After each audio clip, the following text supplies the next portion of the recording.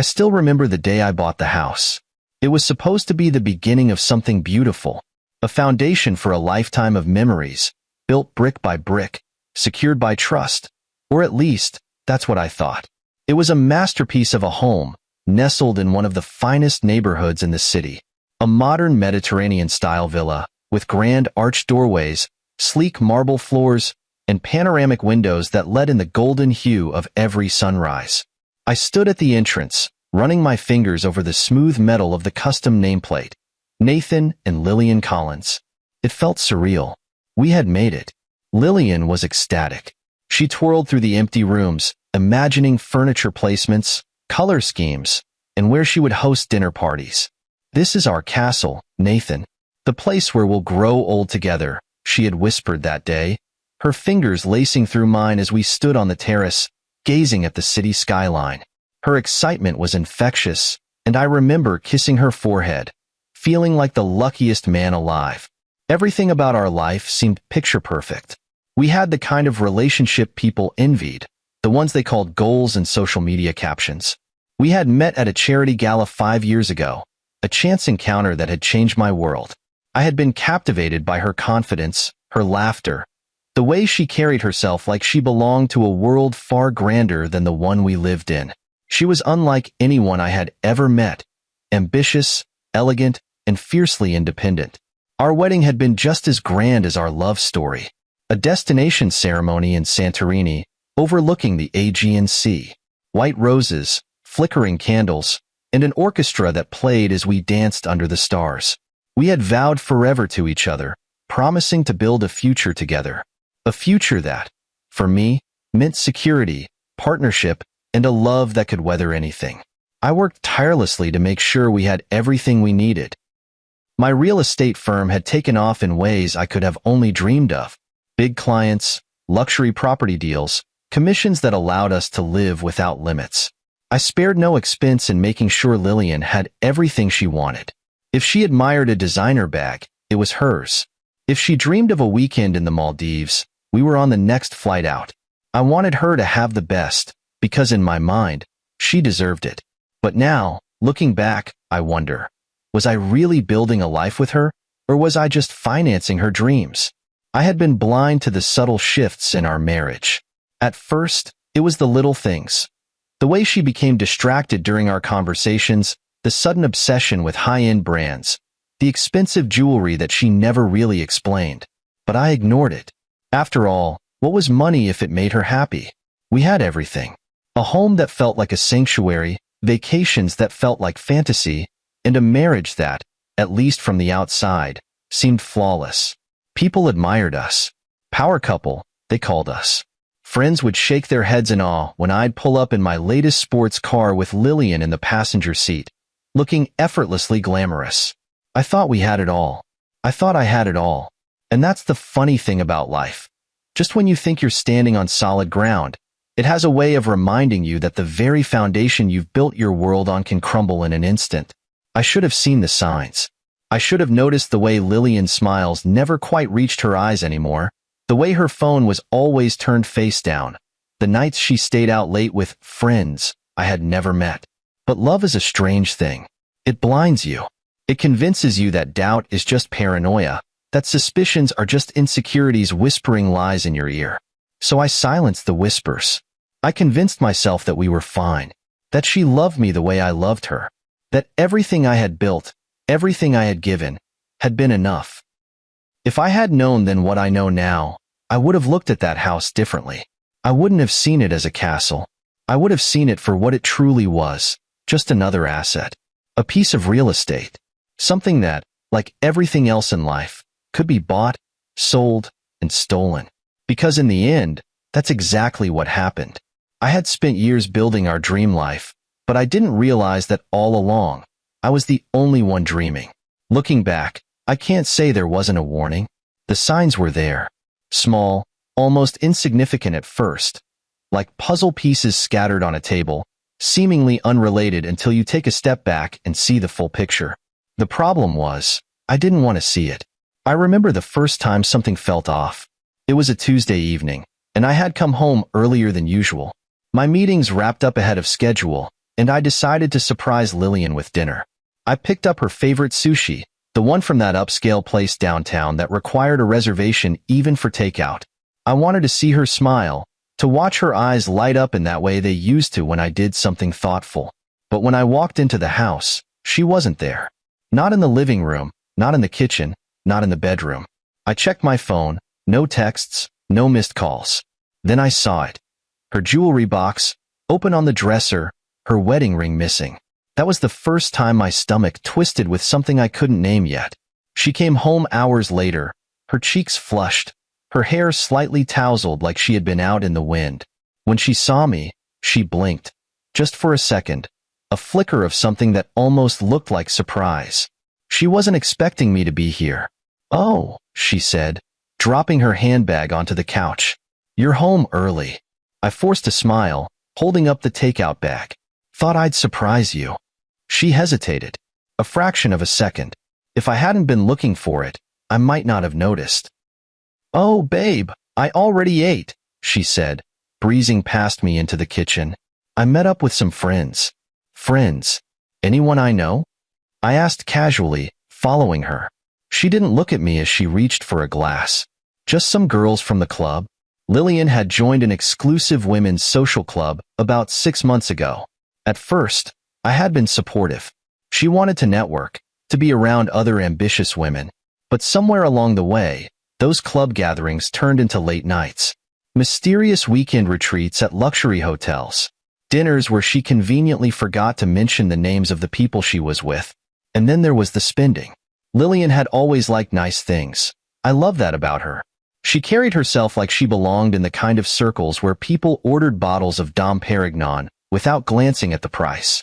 But recently, her spending had taken on a different tone. It wasn't just expensive bags and shoes anymore. It was reckless. She had booked a trip to Paris on a whim, claiming it was a girl's getaway.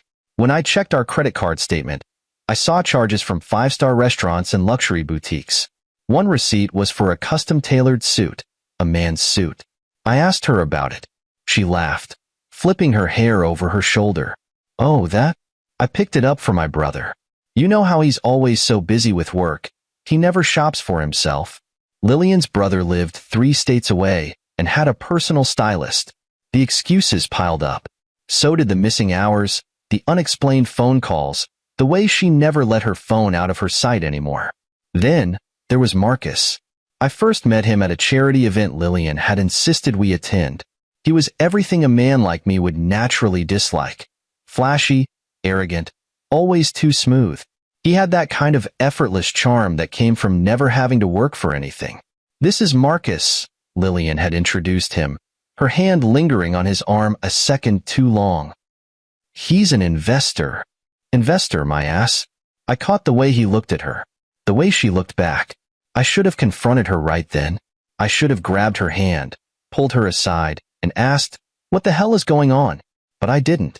I told myself I was imagining things, that I was being paranoid, that my wife wouldn't betray me. I let her kiss my cheek, let her sip from her champagne, let her float through the crowd in that crimson dress like nothing was wrong. But something was wrong, and deep down, I knew. I just wasn't ready to admit it yet. I was supposed to land the biggest real estate deal of my career that weekend. It was all lined up, the contracts, the negotiations, the final handshake that would seal it. The kind of deal that turns a wealthy man into an untouchable one. But none of that mattered the moment I stepped out of my car and saw the security guard standing in front of my house. My house. The house I bought. The house I built my marriage on. The man in uniform didn't move as I approached the gate. He stood tall, arms crossed, face blank. Something about his stance made the air feel heavier. "Evening," I said, keeping my voice calm. "I live here." I reached for the keypad, ready to punch in my entry code. The guard, a broad-shouldered man in his late 40s, stepped forward, blocking my access. "I'm sorry, sir," he said, voice firm. "You are not authorized to enter." I froze. For a second, I thought I had misheard him. Maybe I was exhausted from the trip, my mind playing tricks on me. "Excuse me?" I said, my fingers curling into a fist. He didn't flinch. "I have explicit instructions from the homeowner." You are not permitted to enter the premises. The homeowner. I blinked. That was me. I was the one who signed the mortgage. I was the one who put down the payment. I was the one who built this life. A cold sensation crawled up my spine. I stepped back, taking in the sight of my own home. Its grand white walls illuminated by the golden glow of the terrace lights. The manicured lawn perfectly trimmed, the floor-to-ceiling windows reflecting the deep blue of the evening sky. And then I saw them, through the glass doors, past the sheer white curtains, standing in my living room. Lillian and Marcus. They were laughing. She had a champagne flute in her hand, the kind we only used for special occasions. He was beside her, his arm casually draped over the back of the couch, his other hand holding a glass of whiskey. Marcus leaned in, whispering something into her ear. She laughed, tilting her head back, her eyes bright with amusement, the same way she used to look at me. Then, as if she could feel my presence, Lillian turned toward the window. Our eyes met. For a moment, there was silence. And then she smiled. A slow, deliberate smile. One that carried no trace of guilt, no regret, just satisfaction. She raised her glass. A mock toast. Marcus followed suit, smirking as he clinked his glass against hers. The security guard shifted beside me. "Sir," he said, his voice softer now, almost hesitant, "I'm going to have to ask you to leave." I could hear my pulse in my ears. I should have been angry. I should have shouted, demanded answers, forced my way inside. But instead, I did something that confused even me. I smiled. A quiet, knowing smile. And then, I turned around and walked away. I could feel their eyes on my back as I made my way to my car. They thought they had one. They thought they had stripped me of everything, left me humiliated, broken. But they had no idea. Because while they celebrated inside the home I had built, they didn't realize that I was already planning how to burn their entire world to the ground. I drove aimlessly for a while, the city lights blurring into streaks of color as I processed what had just happened. My house, my wife, my life, ripped out from under me like I was nothing. But here's the thing. I wasn't nothing. They thought they had beaten me, that I would slink away in shame, disappear, and let them enjoy the fruits of my labor. They had no idea who they were dealing with. By the time I pulled into the parking garage of the Vinoy Renaissance Hotel, my mind was already sharpening into something cold and lethal. I wasn't going to scream. I wasn't going to beg. I was going to destroy them. Step 1. Information. The moment I reached my suite, I opened my laptop. If Lillian and Marcus thought they had covered their tracks, they were dead wrong. First stop, our bank accounts. Or at least, what was left of them. My stomach twisted as I scrolled through the transaction history. In the span of weeks, my once impressive savings had been drained, the money funneled into an account under a company name I didn't recognize, Valencia Holdings, LLC. A quick search told me everything I needed to know. It was a shell corporation, a fake company set up to launder money under the guise of business transactions. I clicked deeper. The listed owner? Marcus Crawford. I let out a slow breath, gripping the edge of the desk. I had given Lillian everything, and she had taken it all and handed it to the man she had been cheating with. But that wasn't even the worst part. Step 2. The house. I pulled up the property records next, heart pounding. Sold. The house had been sold. Not listed. Not pending. Sold. And guess what? It had been transferred at 70% of its actual value. A textbook sign of fraudulent asset liquidation. The name on the buyer's documents? Valencia Holdings, LLC. I clenched my jaw. They didn't just take my money. They didn't just take my home. They planned this. For months. While I was busy working late nights, closing deals, making sure Lillian had the best of everything, she was sitting across from me at the dinner table, smiling like nothing was wrong. While plotting my downfall, she had emptied my accounts, forged my signature, sold my own home right out from under me. And the final insult? She had used my money to do it. Step 3. The lawyer. I reached for my phone. There was only one person I trusted to handle this. Victor Hale? Victor wasn't just any lawyer. He was a specialist in corporate fraud and asset recovery. The kind of man who could dismantle an entire criminal operation with a single court order. I dialed his number. He picked up on the second ring. Nathan? His voice was calm, sharp, professional. It's late. What's going on? I exhaled. I need you to look up a company for me. Valencia Holdings, LLC. Also, I need to know how fast we can freeze financial transactions and stop a fraudulent real estate sale. There was a pause. Then, in a lower tone, he asked, "What happened?" I told him. Everything. By the time I was finished, he let out a long whistle. This isn't just a divorce case, Nathan. This is criminal fraud. If what you're saying is true, we can hit them with charges that will have them facing serious prison time. But we need to act fast. Transactions like this? The funds won't stay in that account for long. They'll move them overseas. Once that happens, it's a nightmare to recover. How long do we have? 24 hours, maybe less. I'll start drafting the emergency injunction now. Good, I said. And Victor? Yeah. Make sure she has no idea what's coming. Step 4. Surveillance. I wasn't going to rely on legal action alone. No. Before I burned their world down, I needed evidence. I scrolled through my contacts and called Jake Harris, a private investigator I had worked with before. A former detective, Jake was the guy people hired when they needed dirt. Real, undeniable, courtroom-grade dirt. Collins, Jake answered, his voice rough from years on the job.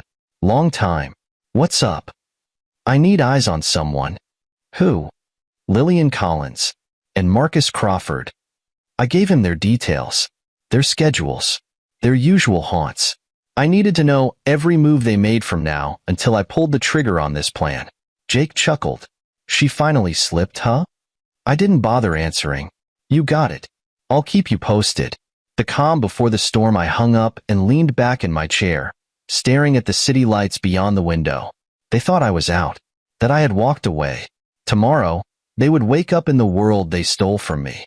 They would sip champagne, laugh, and bask in their victory. And then, in less than 24 hours, I would take everything back. By the time they realized what had happened, it would be too late. Lillian had made one fatal mistake. She thought I was just another fool blinded by love. She forgot that I was a businessman first. And in business, you don't just walk away from a bad deal. You annihilate the competition. The sun had barely risen when Victor called. His voice was clipped, efficient. We have them, he said. I sat up in bed, my mind instantly sharpening. Go on. We pulled the financial records. Lillian and Marcus didn't just take your money, they laundered it. Valencia Holdings LLC was set up a month ago, just before the first withdrawal from your account. The company has no legitimate business activity. It's a front. I exhaled, gripping the phone tighter. Meaning that in the eyes of the law, they didn't just steal from you. They engaged in financial fraud, wire fraud, and money laundering. That's federal territory, Nathan. If we move now, we can freeze their assets before the money disappears overseas. Do it. The court order is already filed. The judge is reviewing it now. We should have it approved within a few hours. But I also found something else you're going to want to hear. I rubbed my temples. There's more? Victor let out a short laugh. Oh, there's a lot more. Marcus isn't just some smooth-talking investor. He's a con artist. He's done this before, 3 times, to be exact. He seduces wealthy women, convinces them to steal from their husbands, then leaves them high and dry once he's milked them for everything they have. 2 of his past partners are bankrupt. One is still in court trying to recover her losses. My jaw clenched. He wasn't just after my money. He was using Lillian. She thought she was in control. She thought she was upgrading. But she was nothing more than the next Mark. I almost laughed. It was poetic, really. She had betrayed me for a man who was going to do the same thing to her. Victor continued. If she was in on the con from the start, she'll go down as his accomplice. If she wasn't, well, she'll learn soon enough that Marcus doesn't do partnerships. He does exits. And usually they aren't clean. I ran a hand down my face, processing. And the house? Victor's tone darkened. That's where things get even worse. They didn't just sell it under market value. They used a fake buyer. It never actually transferred to a third party. It's still controlled by Valencia Holdings, which means Marcus owns it, at least on paper. He probably planned to resell it later for full price and pocket the difference. So he conned both of us at once. Exactly. I shook my head, a bitter chuckle escaping. What a dumbass. Victor sighed. It's common with scammers. They get greedy. He could have walked away clean, but instead, he wanted everything. The money, the house, and whatever else he could squeeze out before moving on to the next victim. I leaned back against the headboard, staring at the ceiling. He's not walking away from this. No, he's not, Victor agreed. I'm filing for an emergency injunction now. If it's approved, we can freeze the sale, lock down the bank accounts, and flag any attempts to move funds offshore. Once that's done, we'll hit them with fraud charges. I took a deep breath. How long? 6 hours, max. We're ahead of them, but not by much. You need to stay put. If Marcus realizes something's wrong, he'll bolt. Guys like him always have backup escape plans. I nodded, even though he couldn't see me. Understood. Good. And Nathan? Yeah. Whatever happens, don't do anything reckless. I smiled. Wouldn't dream of it. But I was lying. I didn't stay put. I needed to see something for myself. Pulling on a dark hoodie, I took a cab back to my old neighborhood. The security guard from the night before wasn't there anymore, probably because they thought I wasn't coming back. Idiots. I walked to the edge of my property, staying in the shadows. The curtains were open, and I could see them. Marcus was pacing, phone pressed to his ear, frustration tightening his features. Lillian sat on the couch, arms crossed, her expression pinched. I could read the situation without hearing a word. Something was wrong, and they knew it. Marcus was gesturing wildly now, his voice rising even through the glass. Lillian tried to say something, but he cut her off, his jaw tight, his patience unraveling. I smirked. Oh, she was starting to get it, wasn't she? She thought she was in control. She thought she was Marcus's equal, but she was just another pawn. I pulled out my phone and sent a message to Jake, the private investigator. Me move in. Get the recordings. Jake, already ahead of you. You're gonna love this. My heart pounded with anticipation. Marcus and Lillian had no idea their entire conversation was being recorded. By the time they realized, it would be too late. I left before I could be spotted, heading straight back to the hotel. By the time I arrived, my phone buzzed with a message from Victor. Victor, we got it. Court order approved. Their accounts are frozen. House sale is blocked. Authorities have been notified. I exhaled, feeling the first wave of real satisfaction. Me. Perfect. Let them find out the hard way. And that's exactly what happened. Because the next morning, at exactly 9 a.m., Lillian and Marcus woke up to a financial nightmare. Their credit cards stopped working. Their bank accounts locked. The offshore transfers blocked. And the best part? The house, the very thing they stole from me, was legally mine again. That was the moment it hit them. They hadn't won. They had walked straight into a trap. And soon, they would realize just how deep that trap went. But first, I wanted to see them fall apart. And I didn't have to wait long. At 11 a.m. sharp, there was a frantic knocking at my hotel door. I took my time, straightening my suit, smoothing out the cuffs. Then, with a slow exhale, I walked to the door, unlocked it, and pulled it open. There they were, Lillian and Marcus, pale, shaking, panic written all over their faces. Lillian's lips trembled. Nathan, please, we need to talk. Marcus looked ready to be sick. They froze our accounts. There's an arrest warrant. We could lose everything. I leaned against the doorframe, crossing my arms. Oh. I tilted my head. You mean my house? My money? My life that you tried to steal? They stammered, pleaded. I watched them for a moment, soaking it in, the desperation, the regret, the sheer panic in their eyes. And then I smiled. Come in, I said, stepping aside. They thought they still had a chance. They thought I was about to save them. But what they didn't know was that I was about to finish what they started. They rushed inside like drowning people reaching for a lifeline. Lillian's hands were shaking, her perfectly manicured nails digging into the fabric of her designer coat. Marcus, the ever-slick con man, had lost his usual smugness.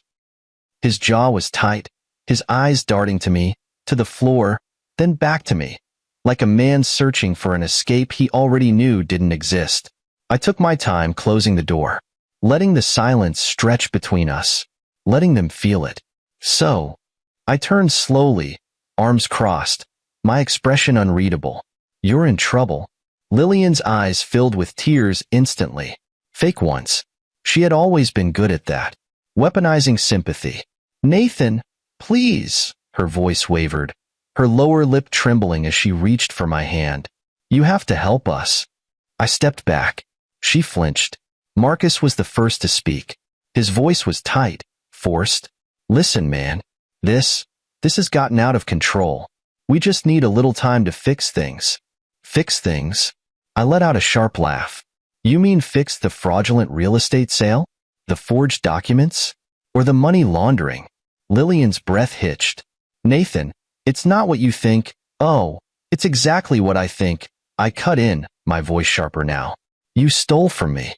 You sold my house. You drained my accounts. And now, when everything's falling apart, you come here?" She swallowed hard. "Nathan, I was stupid. I made a mistake." I tilted my head. "A mistake?" She nodded quickly, desperate. "I wasn't thinking clearly. I got caught up in everything, and Marcus convinced me it was the right move." Marcus shot her a look. "Are you serious right now?" Lillian turned on him in an instant, her voice rising, raw and frantic. "You told me it was foolproof. That Nathan would never find out. That we'd be set for life." Marcus' jaw clenched. "Oh, so it's all on me now?" He scoffed, shaking his head. "You didn't seem to care when you were popping champagne in his house." I watched, amused, as they turned on each other. The cracks were forming. The panic was setting in, and I hadn't even played my best cards yet. I walked over to the minibar, poured myself a drink, and took a slow sip. "You two are hilarious." They stopped arguing. Marcus exhaled sharply. "Nathan, listen, man. We just need a little help. We can fix this, all right? You just need to withdraw the fraud complaint. The bank will unlock the funds and—" I set my glass down hard. Both of them jumped. "You seriously think I'd help you?" I said, my voice low, steady. "You think after what you did, I'd save you?" Lillian wiped at her fake tears. "Nathan, please. You don't understand. If we don't fix this, we could go to jail." I finished for her. The air in the room shifted. Marcus paled. Lillian's breath hitched. You wouldn't." I leaned in just slightly, my expression calm. Too calm. "I already did." Silence. Thick. Suffocating. Lillian let out a small, strangled sound. Marcus' nostrils flared as his hands clenched into fists. I reached for my phone and tapped the screen. "Everything's been filed. Your assets are frozen. The real estate fraud is under investigation." "And Marcus?" I smiled. "Turns out the feds have been waiting for a reason to look into you." His face drained of color. You called the feds?" he choked out. "Oh, I didn't have to." I set my phone down. "They already had a file on you. I just accelerated the process." Lillian turned to him, frantic. "You told me we were in the clear. You promised me we wouldn't get caught." Marcus looked ready to explode. "And you said Nathan wouldn't fight back. That he'd roll over like some—" "I don't roll over," I interrupted, standing tall. The room fell silent again. They were trapped. Nowhere to go. No cards left to play. Lillian turned back to me, her voice barely a whisper. "Nathan, please." I lifted a hand, stopping her. "You made your choice," I said, my voice even. "And now, you're going to live with it." At that moment, there was a sharp knock on the door. I didn't have to check. I already knew who it was. Lillian and Marcus froze. Another knock. Lillian's lip quivered. "Nathan?" I walked to the door, opened it, and stepped aside. Two federal agents stood there, badges gleaming. Lillian made a choked sound. Marcus took a step back. "Nathan Collins?" the taller agent asked. I nodded. "They're all yours." Marcus lunged. No. We can fix this. We can." The agents moved fast. Before Marcus could reach me, he was shoved against the wall, his hands wrenched behind his back. Lillian let out a scream. Wait. I didn't. The second agent grabbed her wrists. Lillian Collins, you're under arrest for conspiracy to commit fraud, money laundering, and real estate fraud. She collapsed. No, no, no, no. Nathan, please. Tell them it's a mistake. Please. Please. I watched her struggle, her face streaked with tears, her perfect world crumbling around her. I let her words hang in the air. Then, I picked up my drink, took another slow sip, and simply said, I don't help criminals. The last thing I saw before the door closed was Lillian's face. Broken. Shattered. Realizing that this time, there was no way out. And for the first time since this nightmare began, I felt peace. The moment the door shut behind them, I stood there in silence, listening to the chaos unravel beyond the walls. Lillian's sobs. Marcus shouting. The sharp, clipped voices of the federal agents reading them their rights. It was a sound I would never forget. I turned away from the door, exhaling slowly. My hands weren't shaking. My breath was steady. There was no rush of adrenaline, no sudden wave of triumph. Just calm. I walked to the window, pulling back the curtains. Outside, blue and red lights flashed against the pavement, illuminating the expensive cars that once symbolized my perfect life. Marcus was shoved into the back of a black SUV, his face contorted with rage. Lillian was different. She was crying, her hands cuffed in front of her, her shoulders trembling as she pleaded with one of the agents. I couldn't hear her, but I could read her lips. It was him. It was Marcus. Please, you have to believe me. I almost laughed. Throwing him under the bus already? Classic. But it wouldn't save her. Not this time. She turned her head, frantically searching for something. For me. And the second she found me, standing at the window, she froze. Our eyes locked. For the first time since this nightmare began, I saw real fear in her eyes. Not fear of being caught. Not fear of losing money. Fear of me. Fear of the man she thought she could manipulate.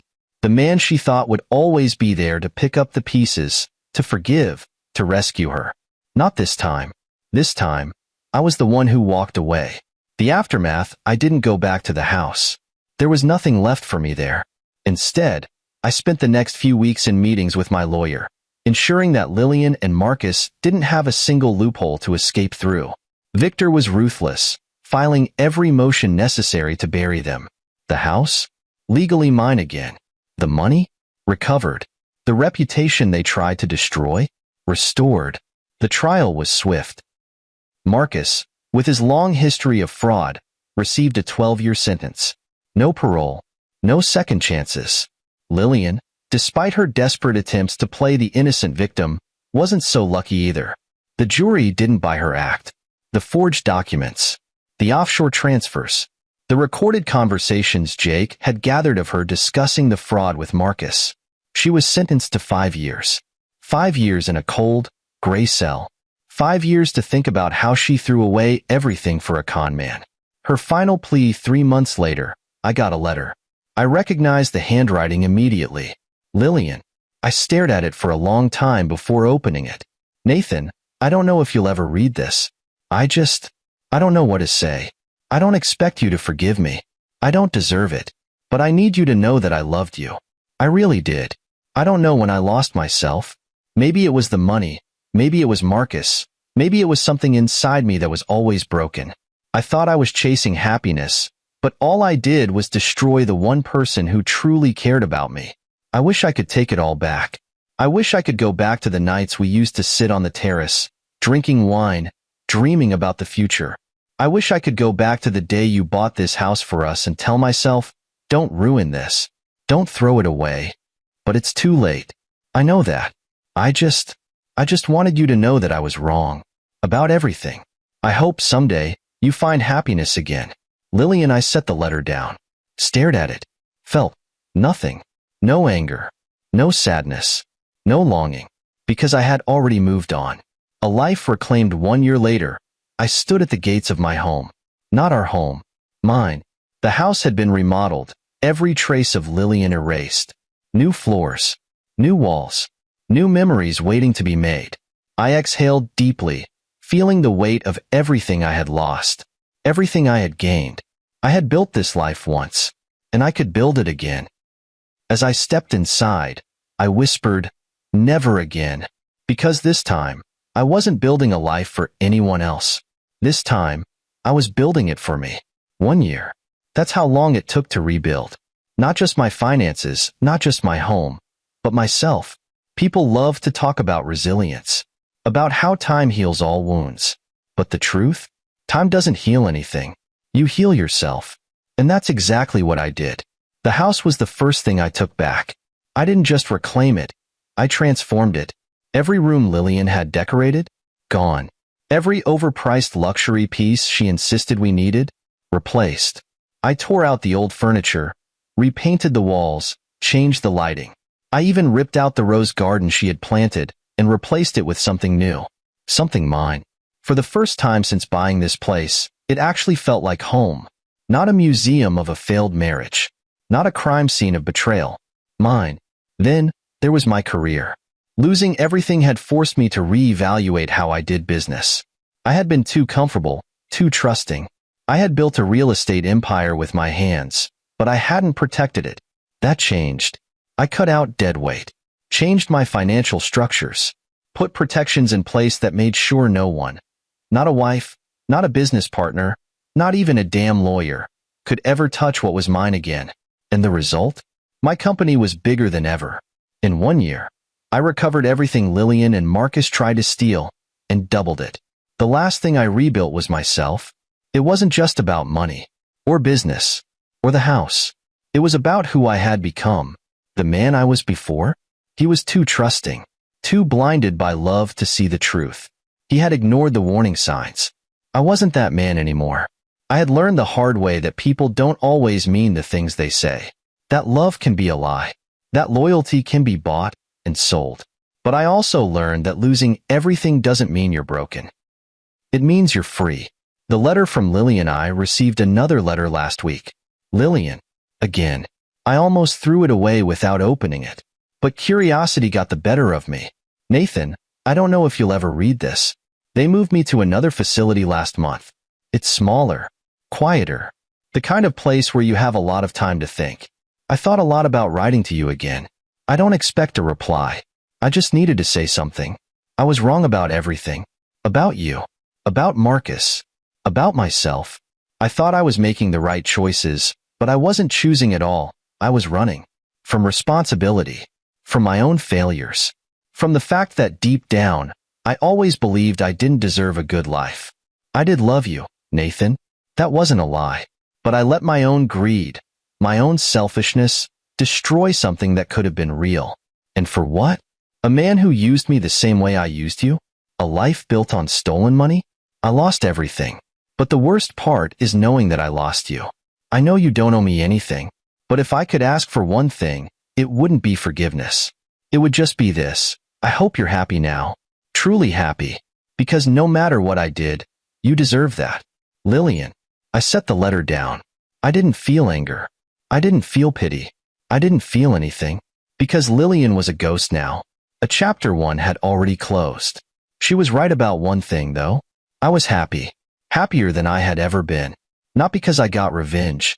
Not because I had my money back. Because I had finally learned who I was without her. And for the first time in my life, that was enough. 1 year ago, I stood outside my own home, locked out, humiliated, and betrayed. Tonight, I stood at the same spot, but as a different man. The gate opened automatically at my command, the security system recognizing only my voice. My name, Nathan Collins, sole owner, was engraved in polished steel by the entrance. No more shared assets. No more blind trust. Everything here was mine. The house had changed, not just in appearance, but in energy. I replaced every trace of Lillian's existence. The expensive, pretentious decor? Gone. The furniture she picked to impress people she didn't even like? Burned. I designed a home that felt lived in, a place where I could breathe, where I could exist without ghosts. The terrace, once a stage for her fake socialite parties, was now a place of peace. I spent my evenings there, sipping whiskey, watching the city skyline, alone but not lonely. For the first time in my life, I wasn't building something for someone else. I was building for me. Lillian's third letter arrived last week. I didn't open it. I didn't need to.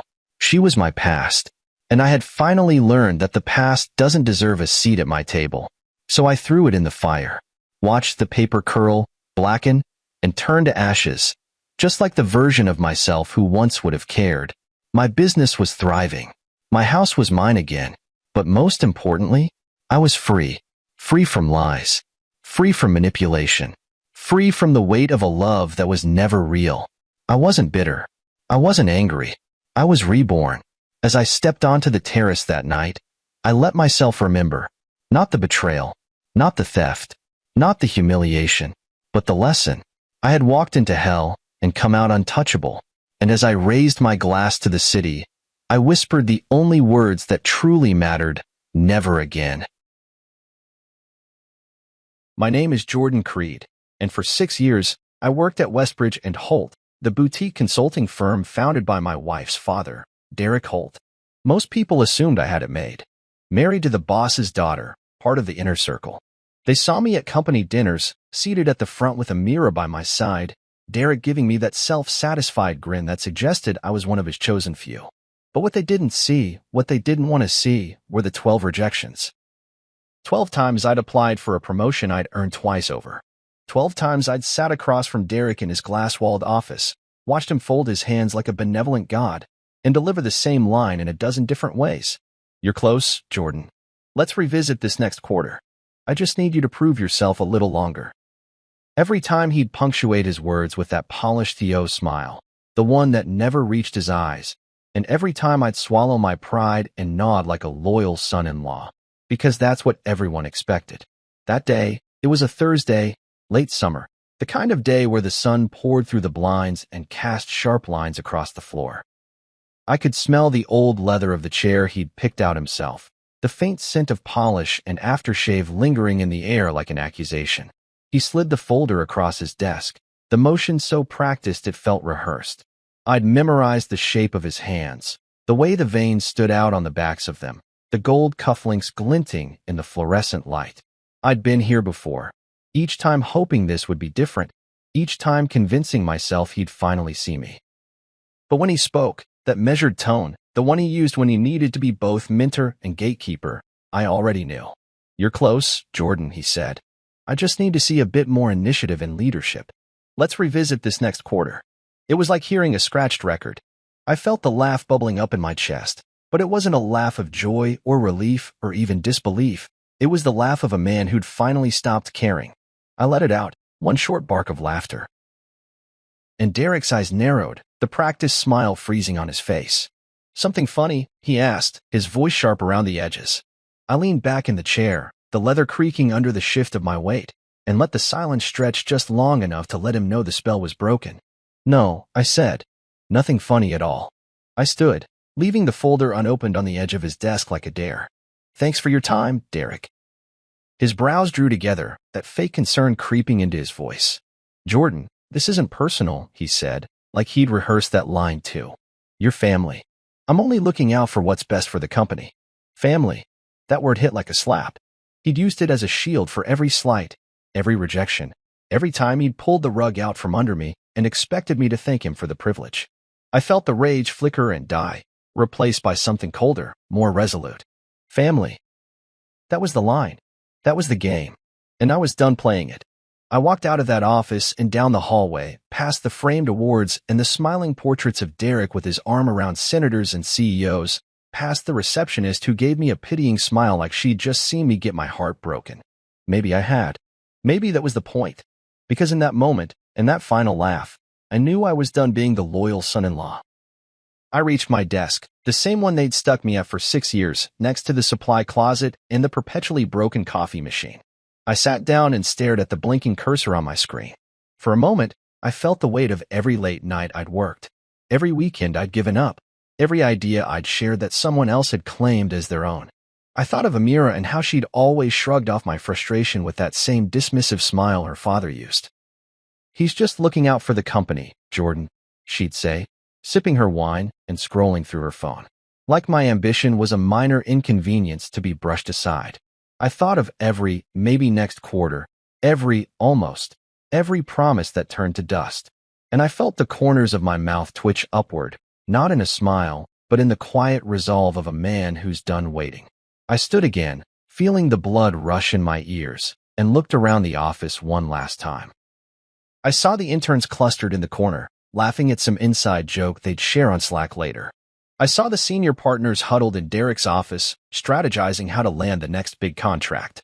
And I saw myself reflected in the glass, a man wearing a suit that didn't quite fit anymore, the tie a little too tight around the neck, the eyes too tired from nights spent chasing approval that would never come. I reached for my bag and packed it slowly, methodically, as if every item I tucked away was a piece of my old life I was sealing off forever. Because in that moment, I wasn't just Jordan Creed, the man behind the desk at Westbridge and Holt. I was something else, something sharper, clearer, more dangerous. I was the man who'd finally stopped caring, and that made me free. I went home that night to Amira, my wife of 5 years, expecting at least a little concern in her eyes, a flicker of sympathy that would tell me she still saw me, not just the name on a paycheck or the placeholder in the Holt dynasty. The apartment smelled like her favorite jasmine candles, the ones she always kept burning in the living room.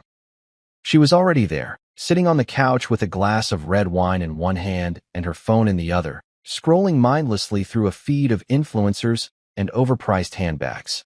The TV murmured some forgettable reality show in the background, casting soft blue shadows across her face. I dropped my bag by the door, the sound too loud in the silence between us. She barely looked up. "Hey," she said, her tone light, dismissive, as if I'd just come back from a long day of errands instead of another humiliating meeting with her father. I moved toward her, hoping she'd catch the tension in my shoulders, the way my jaw was set too tight. But she just sipped her wine and tilted her head. "You okay?" she asked, like a reflex, no real question behind it. I let out a slow breath, trying to push down the anger that had been simmering all the way home. "Derek passed me over again," I said, my voice low but steady. I watched her eyes flick from the TV to me, saw the way she blinked, once, twice, like she was trying to figure out what to say next. "He said maybe next quarter," I added, the bitterness seeping through. "Again. That's 12 times now, Amira. 12. She sighed and set her glass down on the coffee table with a soft clink. "Jordan," she began, her tone carrying that gentle condescension I'd come to recognize, the same tone Derek used when he told me to keep at it. "My dad knows what he's doing," she said, brushing an invisible speck of lint from her yoga pants. "He's built that firm from the ground up. Maybe you just need to show him you're ready." The words hit me like a slap. "Show him I'm ready?" I repeated, my voice cracking with incredulity. "Amira, I've given that place everything. Every late night, every weekend, every ounce of me. And he just keeps moving the finish line. Doesn't that bother you?" She reached for her glass again, her eyes flicking back to her phone screen, fingers twitching like she was itching to check her notifications. "He's testing you," she said with a shrug. "That's how he measures loyalty. You know that." The wine glass caught the light as she tilted it, a lazy swirl of crimson that seemed more interesting to her than my pain. "Loyalty?" I echoed, my voice suddenly sharp. "Is that what you call it? Because from where I'm standing, it looks a lot like he's making sure I never outrun his shadow." She didn't answer right away. Just sat there, legs crossed, one foot bouncing in that impatient way that always told me she was done with the conversation. "Look, Jordan," she said finally, setting the glass down a little harder this time. "You married into this family. You knew what you were signing up for." My chest tightened, the words sinking in like a stone. "I knew I was signing up for a partnership," I said quietly. "Not a lifetime audition for a role I'll never get." Her eyes met mine then, and for a second I saw something flicker there. Doubt, maybe, or regret, but it vanished as quickly as it came. She reached for her phone again, thumb scrolling, eyes drifting away. "I'm sure he has his reasons," she said, her voice casual, almost bored. "He always does." I stared at her, the room around us suddenly too quiet, the flickering TV screen like a cheap stage light on a performance I'd never signed up for. "You knew, didn't you?" I asked, the words catching in my throat. "You knew he'd pass me over again, and you said nothing." She didn't even flinch, just shrugged and took another sip of wine. "Jordan, it's not my place to get involved in his decisions. It's business. You know how he is. Business." That word hung in the air between us like a curse. I stood, my legs suddenly unsteady, and turned away from her, staring at the row of family photos on the bookshelf. Pictures of us at parties, at company events, at dinner with Derek and his wife, all smiles, all pretending we were one big, happy family. But I knew now that I'd been the only one pretending. I thought about every conversation with Derek where he'd praised me just enough to keep me hanging on. Every time he'd used Amira as leverage, like a pawn in his game. And I thought about how she'd let him. That night, I didn't sleep in our bed. I grabbed a pillow from the couch, the one that still smelled faintly of her shampoo, and I lay down in the living room, staring at the ceiling fan as it spun slowly, like the days of my life being eaten away by a machine I couldn't stop. I didn't sleep. I didn't even close my eyes.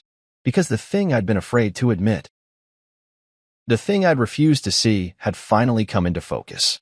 This wasn't just about a promotion. It wasn't just about Derek or Westbridge and Holt. It was about the person I'd trusted most in the world, the person who'd promised to stand beside me, choosing silence instead of loyalty, choosing him instead of me. By morning, the jasmine scent had faded, replaced by the cold smell of betrayal that clung to the walls like smoke. I sat up slowly, feeling the weight of the decision that had already been made inside me. This was the line in the sand. The moment I stopped waiting for validation and started writing my own story. And as the sun broke through the blinds, washing the living room in pale gold light, I felt something inside me shift. It was small, almost imperceptible, but it was enough. I'd never be the same man again. And I didn't want to be. Because the one thing that was suddenly crystal clear, painfully, beautifully clear, was that the betrayal wasn't just professional. It was personal. And that meant the game had changed. Forever. I didn't rage. I didn't quit. I did something far more dangerous. I started documenting. Every system I created. Every process I refined. Every spreadsheet I built when Derek's so-called visionary hires failed to deliver, I quietly documented. I'd always been meticulous by nature. The guy who saved every version, who left a trail of breadcrumbs so no detail was ever truly lost. But now, every click of the save button felt different. Intentional. Like a soldier building a fortress no one else could see. I didn't do it for them anymore. I did it for me. It started small. A file labeled Personal Notes on my desktop. Inside, I mapped the architecture of our biggest client deliverables. The way I'd streamlined Hallberg's financial analytics module after their CTO left mid-project. The custom dashboards I'd built for Clearstone's logistics team when their internal devs botched the integration. All the hidden linchpins no one else had the patience or skill to fix. I listed every patch, every code snippet, every workaround I devised to keep Derek's promises alive. Each note felt like a step away from the loyal son-in-law they'd molded me to be, and a step closer to the man I was becoming. I called it my indispensability map. Not because I wanted to stay, I'd already decided that much, but because I wanted a record of every brick I'd laid, every nail I'd driven, every night I'd spent fixing what Derek and his hand-picked golden children couldn't. It wasn't about making myself too valuable to fire. That ship had sailed. It was about knowing my worth and proving, at least to myself, that I'd been the spine holding up the house all along. During the day, I played the helpful team player. I kept my smile sharp and my tone measured. I attended leadership huddles, gave calm, measured input. I mentored the juniors, the bright-eyed kids who still thought every happy hour and every compliment from Derek was a promise instead of a leash. I taught them how to patch the same broken systems I'd been patching for years, how to keep the gears turning when the engine was already half dead. And at night, I was something else entirely. Every late night from then on was a step away from Westbridge and Holt and a step toward the life I wanted. I started small. Registering the domain for Veritas Consulting Group felt like a guilty pleasure at first. A name, a logo, a shell company that lived only on my hard drive. But that digital placeholder was more than just an idea. It was a declaration. I would not let them define my worth anymore. I would build something that didn't depend on Derek's approval, something I could own without strings attached to a family name I'd grown tired of carrying like a burden. I didn't skip a beat at work. That was the genius of it. Derek's inner circle still saw me as the loyal son-in-law, the reliable fixer, the guy who'd always show up with the right answer. I kept playing that role with Oscar-worthy precision. When the project manager flubbed the Clearstone timeline, I stayed late to fix it, again. When Hallberg's CIO asked why their analytics reports kept failing, I smiled and said I'd look into it, again. Every time I solved a problem, I added it to my indispensability map. Every time I saved the day, I documented the exact step-by-step I'd use to do it. I was building an instruction manual for my own escape, one carefully documented line at a time. It's funny how easy it was to keep smiling while I built my exit strategy. I'd always been good at reading a room, and knowing when to nod and when to stay quiet. I'd watched Derek for years, the way he played people, the way he spun half-truths into gold-plated lies. I realized somewhere along the way that he'd been teaching me how to play the same game, only I wasn't playing for him anymore. I was playing for me. One night, around 11, I was still at the office. The glow from my monitor lit the desk like a miniature sun. I leaned back and looked around the floor, darkened cubicles, the hush of abandoned coffee cups and paper stacks. A few scattered desks with screens still on, blue light flickering like ghostly fires in the night. I thought about all the times I'd stayed late fixing other people's mistakes, the times I'd walked past Derek's office and seen him packing up at 5 with that grin on his face. The times Amira had called, annoyed that I'd missed dinner, again, and I'd apologized, promised I'd make it up to her. Promises I'd known, even then, were already broken. I turned back to my screen and opened the latest version of my indispensability map. I read through the lines of code I'd written, the notes I'd scribbled in the margins of project plans, the subtle tweaks I'd made to legacy systems that only I understood. I thought about the architecture of Westbridge and Holt, the thin scaffolding holding up a brand that had always been more show than substance. I realized in that moment that the only thing keeping the place from falling apart was me, and that knowledge settled over me like armor. I didn't hate Derek anymore. That was the irony. I didn't even hate Amira. They were who they were. The game had been rigged from the start, but I learned to play it better than they ever had. I'd learned to see the cracks in the foundation, the places where their vision fell apart without me to hold it up. I closed my laptop and sat in the dark, letting the hum of the servers fill the silence. I wasn't afraid of what came next. I was ready, because I didn't rage. I didn't quit. I did something far more dangerous. I started documenting. And that was the day Jordan Creed stopped being the man behind the desk and started becoming the man behind the plan. 3 of our top clients, Hallberg Systems, Clearstone Health, and Rovian MedTech, relied on me directly. Not on Derek. Not on his so-called visionaries. On me. They didn't know all the politics at Westbridge and Holt, but they knew this. When something went wrong, when deadlines slipped or bugs threatened to derail launches, they called me. Not the project managers, not the high-priced consultants who parachuted in for the glory and left the real work to people like me. I was the one who rolled up his sleeves, who understood their systems, who had walked them through crises and kept them from losing face with their own boards. I was the one who answered the phone at 2 in the morning when their CIOs couldn't sleep. I was the glue that kept everything together, and I think deep down, Derek knew it too. Though he'd never admit it out loud. That knowledge was power. I started mapping it all. Every client contact, every system dependency, every single place where my experience couldn't be replicated by a glossy presentation or a smiling promise. I didn't do it to sabotage them. No, that wasn't my style. I did it because I needed to understand just how deep the hooks went. I needed to know where I ended and Westbridge began. And the more I mapped, the more I saw the truth. They hadn't promoted me because they couldn't afford to. I'd become too important to lose. That was the secret they'd never say out loud. They'd built a company that was too dependent on one man they refused to acknowledge. I started with Hallberg. I'd redesigned their logistics tracking after their CTO walked out, rebuilt their analytics stack, trained their staff on every new module. I was the reason their quarterly reports didn't melt down every earnings call. I documented every process. How the data pipeline worked, how the integration with their legacy systems could break if you didn't follow my exact sequence. Then I moved on to Clearstone. Their entire dashboard interface, from patient intake to billing, was my brainchild. Derek had promised them a cutting-edge platform, but when the vendor's software fell apart, it was me, working weekends and nights, who had stitched it back together. I listed every patch, every custom script, every workaround that made it function seamlessly. Finally, Rovian. Their regulatory compliance tracker had been a mess. I'd built a new one from scratch, anticipating every audit point, every workflow bottleneck. I made it so they could sleep at night, knowing their patient data wouldn't end up on the front page of the journal.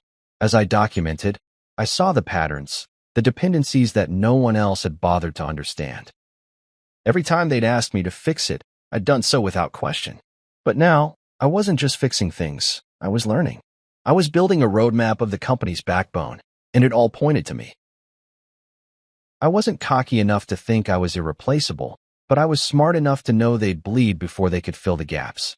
And that was a power I'd never realized I had. It changed how I walked the halls. When Derek's latest golden boy needed help prepping for a client demo, I was there with a polite smile and a few well-placed insights that made him look good, but only because I chose to.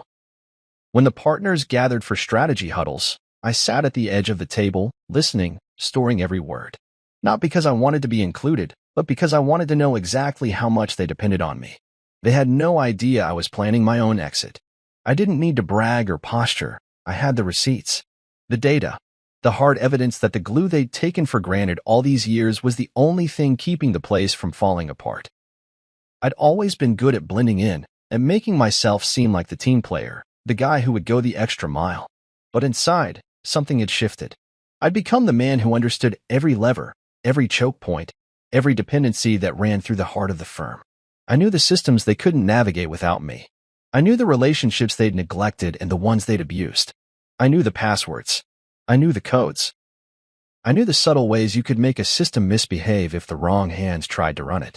And I didn't need to lift a finger to make that happen. It would happen all by itself, because no one else had ever bothered to learn how to fix the messes they created. Sometimes, I'd catch Derek's eye during one of our all-hands meetings, those pep rallies where he'd talk about synergy and vision like they were magic words. He'd smile that CEO smile at me, the one that said, "Good soldier." And I'd smile back, knowing he had no idea what I'd built in the shadows. He thought he was the glue holding this place together, but he was wrong. He was the face on the brochure, the voice on the conference calls, the man who took the credit. But he wasn't the glue. I was. In the evenings, I'd walk the empty halls after the lights dimmed, looking at the rows of cubicles and glass-walled offices. I'd think about the people who'd passed through here, the ones who'd come in bright-eyed and eager, only to leave burned out and disillusioned. I'd think about the times I'd picked up the pieces of their broken projects, the times I'd shielded clients from the fallout of Derek's arrogance. And I'd smile, because I knew something he didn't. I knew I'd earned every ounce of the respect those clients had for me. I knew I'd built something real in a place that only cared about appearances. The irony wasn't lost on me. Derek had spent years talking about legacy, about building something that would last. But he'd built a house of cards, held together by one man he refused to acknowledge. And that man was me. Every late night, every early morning, every crisis averted, every problem solved, I'd been the glue. And I'd been holding them all together. And now, finally, I was ready to let go. Because the glue was mine to withhold. In secret, I registered Veritas Consulting Group. The name itself felt like a rebellion, a quiet, defiant act of ownership over my future. I chose Veritas because it meant truth, and after years of smiling through Derek's half-truths and manipulations, I wanted my next chapter to be built on something real.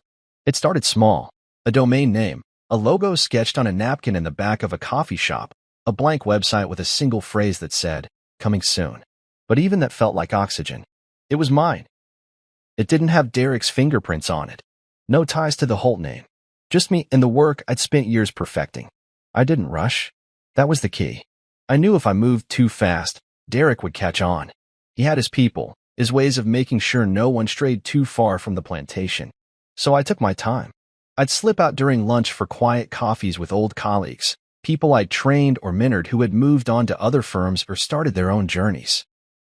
We'd meet at out-of-the-way places, cafes with cracked formica tables or low-lit wine bars that didn't attract the after-work crowd from Westbridge. I'd ask them about their projects, their frustrations. I'd listen more than I spoke. Just checking in, I'd say with a casual smile, as if I were catching up for old time's sake.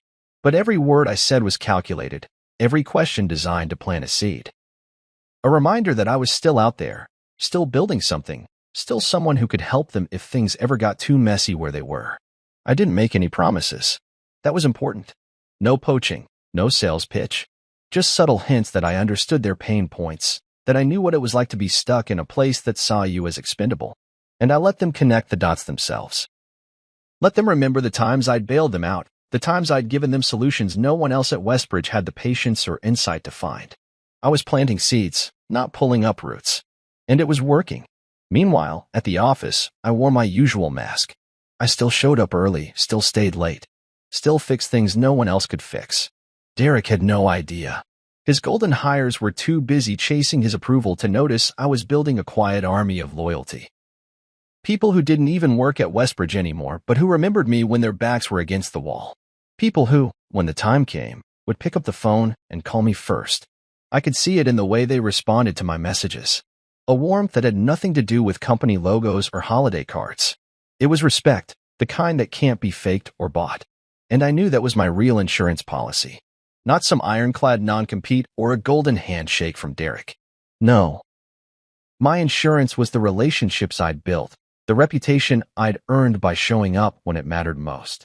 At home, I kept up the performance too. Amira would ask about my day, and I'd tell her just enough to keep the illusion alive. Just the usual, I'd say, smiling as I rinsed dishes or folded laundry. Another crisis averted. She'd nod and sip her wine, scrolling through her phone, never asking too many questions. I wondered if she even cared anymore. Or if she'd always been more invested in the idea of me as Derek's loyal soldier than in the man himself. Either way, I was past caring. I wasn't doing this for her approval. I was doing it for me. One night, I sat at the kitchen table with my laptop open, the glow of the screen painting my face in shades of determination. I stared at the logo I designed, Veritas Consulting Group, in clean, confident lines, and I felt something I hadn't felt in years. Pride. Not in the sense of ego or arrogance, but in the quiet certainty that I was finally building something on my own terms. Something no one could take away from me. I thought about all the times Derek had told me I wasn't quite ready, all the times he'd smiled that patronizing smile and handed the promotion to someone else. And I realized I'd been ready all along. He'd just been too afraid to admit it. I reached out to one of my old contacts at Clearstone Health. A woman named Tasha who'd always treated me with respect, who'd trusted me with some of their most sensitive systems. Just wondering how things are going. I wrote, keeping it breezy. She responded within minutes. Rough, honestly, she wrote. Our dashboards keep failing. I miss having you around. I smiled as I read her message. Another seed planted. Another subtle reminder that I was still the guy who could make her problems go away. Every conversation was a stitch in the fabric of my future, a thread connecting me to the life I wanted to build. And with every passing day, the old life at Westbridge and Holt felt less like a home and more like a cage I'd outgrown. I still wore the suit, still took the meetings, still played the part. But inside, I was miles away. I was building something that couldn't be boxed in by Derek's games or Amira's indifference. I was building freedom. It wasn't about revenge anymore. That had been my first instinct, but as the days went by, I realized it wasn't enough. I didn't just want to watch Westbridge crumble. I wanted to rise. I wanted to show myself, and the world, that I'd been more than a name on someone else's roster. That I was the architect of my own destiny. That I didn't need Derek's approval or his last minute, maybe next quarter carrot. I had my own map now, my own plan. And every quiet coffee, every subtle nod, every seed I planted was a step closer to the moment I'd walk away, not with bitterness or anger, but with the quiet confidence of a man who had built his own empire from the ashes of their neglect. I didn't need their permission. I'd already given it to myself. And that was the most powerful thing of all. Exactly 6 months after rejection number 12, I walked into Derek's office with a calm that felt earned. I'd spent the night before rehearsing the conversation, not because I was nervous, but because I wanted to savor every word, every second of the exit I'd been planning for years. The office smelled like leather and ambition, his signature cologne still lingering in the air, the subtle reminder that this space had always been his domain, not mine. But today, I was the one with the power. Today, I was the one who decided when the conversation ended. I wore my best suit, the one Amira had bought me for our anniversary the year Derek had passed me over for the first time. It still fit perfectly, tailored, precise, the way I'd built every system that held this place together. I'd made sure to polish my shoes, to straighten my tie just right, because I knew Derek valued appearances. He'd taught me that, even if he'd never said it outright. Appearances were everything at Westbridge and Holt, right up until they weren't. He looked up as I entered, his eyes flickering with that same mixture of calculation and condescension he'd perfected over the years. "Jordan," he said, voice smooth, leaning back in his chair like a king greeting a favorite subject. Sit down. But I didn't sit. I placed the crisp white envelope on the polished mahogany desk. No hesitation, no apology. Just a simple offering that would change everything. His smile faltered as he picked it up, turning it over like it might bite him. "What's this?" he asked, his tone already shifting, as narrowing as he scanned my face for weakness. I held his gaze steady, refusing to blink. "It's my resignation," I said, my voice calm, even. "Effective 2 weeks from today, as per company policy." The words felt like freedom, every syllable a key turning in a lock I'd been trapped behind for too long. He stared at the envelope like it was a snake coiled to strike. "You're quitting?" he said, his voice higher now, like he couldn't quite believe it. "In the middle of a product migration?" I almost laughed. The product migration that I had saved time and time again, the one his so-called top hires had fumbled more than once. I wanted to remind him of every time he'd called me at midnight, every time he'd said, "Jordan, I need you to fix this." But I didn't. I didn't know him that anymore. I nodded once. "Yes," I said. 2 weeks' notice. As per policy. I could see the calculations firing behind his eyes, the panic, the disbelief, the dawning realization that the glue was leaving. "We were just about to promote you," he said. The words rushed, like he was grasping at a lifeline. I was advocating hard for Q3. That was his favorite game. Always the next quarter. Always the promise that never came. I'd played along for too long. "That's the game, isn't it?" I said, the bitterness gone now, replaced by something clearer, harder. "Always next quarter. Always a carrot. I'm done chasing." His face reddened, a vein in his temple throbbing like a silent alarm. "Don't do this," he said, his tone suddenly softer, almost pleading. "You're family. We've invested in you." Family. That word again. The chain he'd wrapped around my neck for 6 years, the leash he'd yanked whenever he needed me to smile and play along. I leaned forward, planting my hands on his desk, my voice low but unshakable. "No," I said. "I invested in you. Every late night.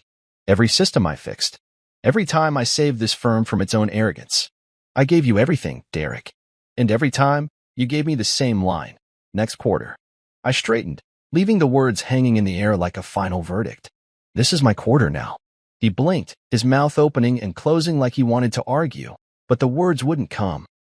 I saw the panic in his eyes, the fear of what would happen when I wasn't there to patch the leaks, to keep the clients from bolting. And I felt a flicker of satisfaction, not revenge, but justice. He'd spent years playing me, but in the end, I'd learned to play the game better than he ever could. "Jordan," he said finally, his voice trembling, a note of desperation in it now. "We can work this out. Let's talk about a raise. A promotion. An executive title. Whatever you want." I almost laughed at that. I'd wanted those things once, but not anymore. Titles and raises were his currency, but I'd already built my own bank. "No," I said, my voice quiet but resolute. "You can't buy what I'm leaving with." He didn't get it, and I didn't expect him to. Because what I was taking with me wasn't just knowledge or contacts. It was the confidence of a man who'd finally stopped asking for permission. I turned and walked toward the door, my steps measured, my back straight. I felt his eyes on me, felt the weight of the office I'd given so much to, the place that had once felt like the center of my world. But it wasn't my world anymore. It was his, and I didn't belong there. I reached for the door handle, pausing for just a second to glance over my shoulder. He was still there, staring at the resignation letter like it was a bomb he hadn't learned how to defuse. 2 weeks, I said. Use them wisely. Then I opened the door and stepped out into the hallway, the light from the overhead fluorescence bright and blinding. But I didn't care. Because for the first time in 6 years, I felt light. I felt free. I felt like a man who had finally taken back his name, his life, his worth. And I knew, with every step I took away from Derek's office, that there was no going back. This was my goodbye letter. My declaration of independence. And nothing, no promotion, no raise, no desperate promise. Whatever changed that? The collapse didn't start with fireworks or a shouting match. It started with silence. A stillness that slipped between the cracks of Westbridge and Holt like a ghost. A quiet that no one noticed until it was too late. It began with an email from Clearstone CIO, one I'd read on my phone while sipping coffee in the break room. "Jordan, can we talk about the dashboard errors?" it said. "Your team hasn't been responding." My team. Funny how they called it that. even though I'd always been a team of one. I'd fix their analytics stack single-handedly, spend hours on their regulatory interface, train their staff until they could practically recite my code by heart. And now they were noticing the silence. I left the email unanswered, at least for a while. Let it sit. Let it breathe. Let Derek and his hand-picked protégés wonder why the pipeline they depended on for years wasn't humming along like it always had. Then came the call from Hallberg's CTO, a small panic in her voice. "Jordan, we've got errors in the logistics module. We need your insight. Can you jump on a call?" Again, I paused. Not because I wanted to sabotage them. No, that was never the goal, but because I needed them to understand what they'd never acknowledged. I was the one holding this place together. Not Derek. Not his golden boys. Me. Meanwhile, Derek was panicking. He started showing up earlier, his shirts less crisp, his hair a little out of place. I'd catch glimpses of him in the hallways, pacing, eyes darting around like he expected a crisis to leap out from every corner. He'd corner me in the break room, with that CO smile stretched too tight. "Jordan, I know we got off on the wrong foot with that resignation," he'd say, "but let's be reasonable. I can offer you a raise, an executive title, whatever you want." I'd listen politely, sipping my coffee, but inside I was already gone. Because my clients, my real clients, had already started reaching out to me privately. They didn't trust Westbridge and Holt anymore. They trusted me. Every time Derek made me an offer, I declined, politely, calmly.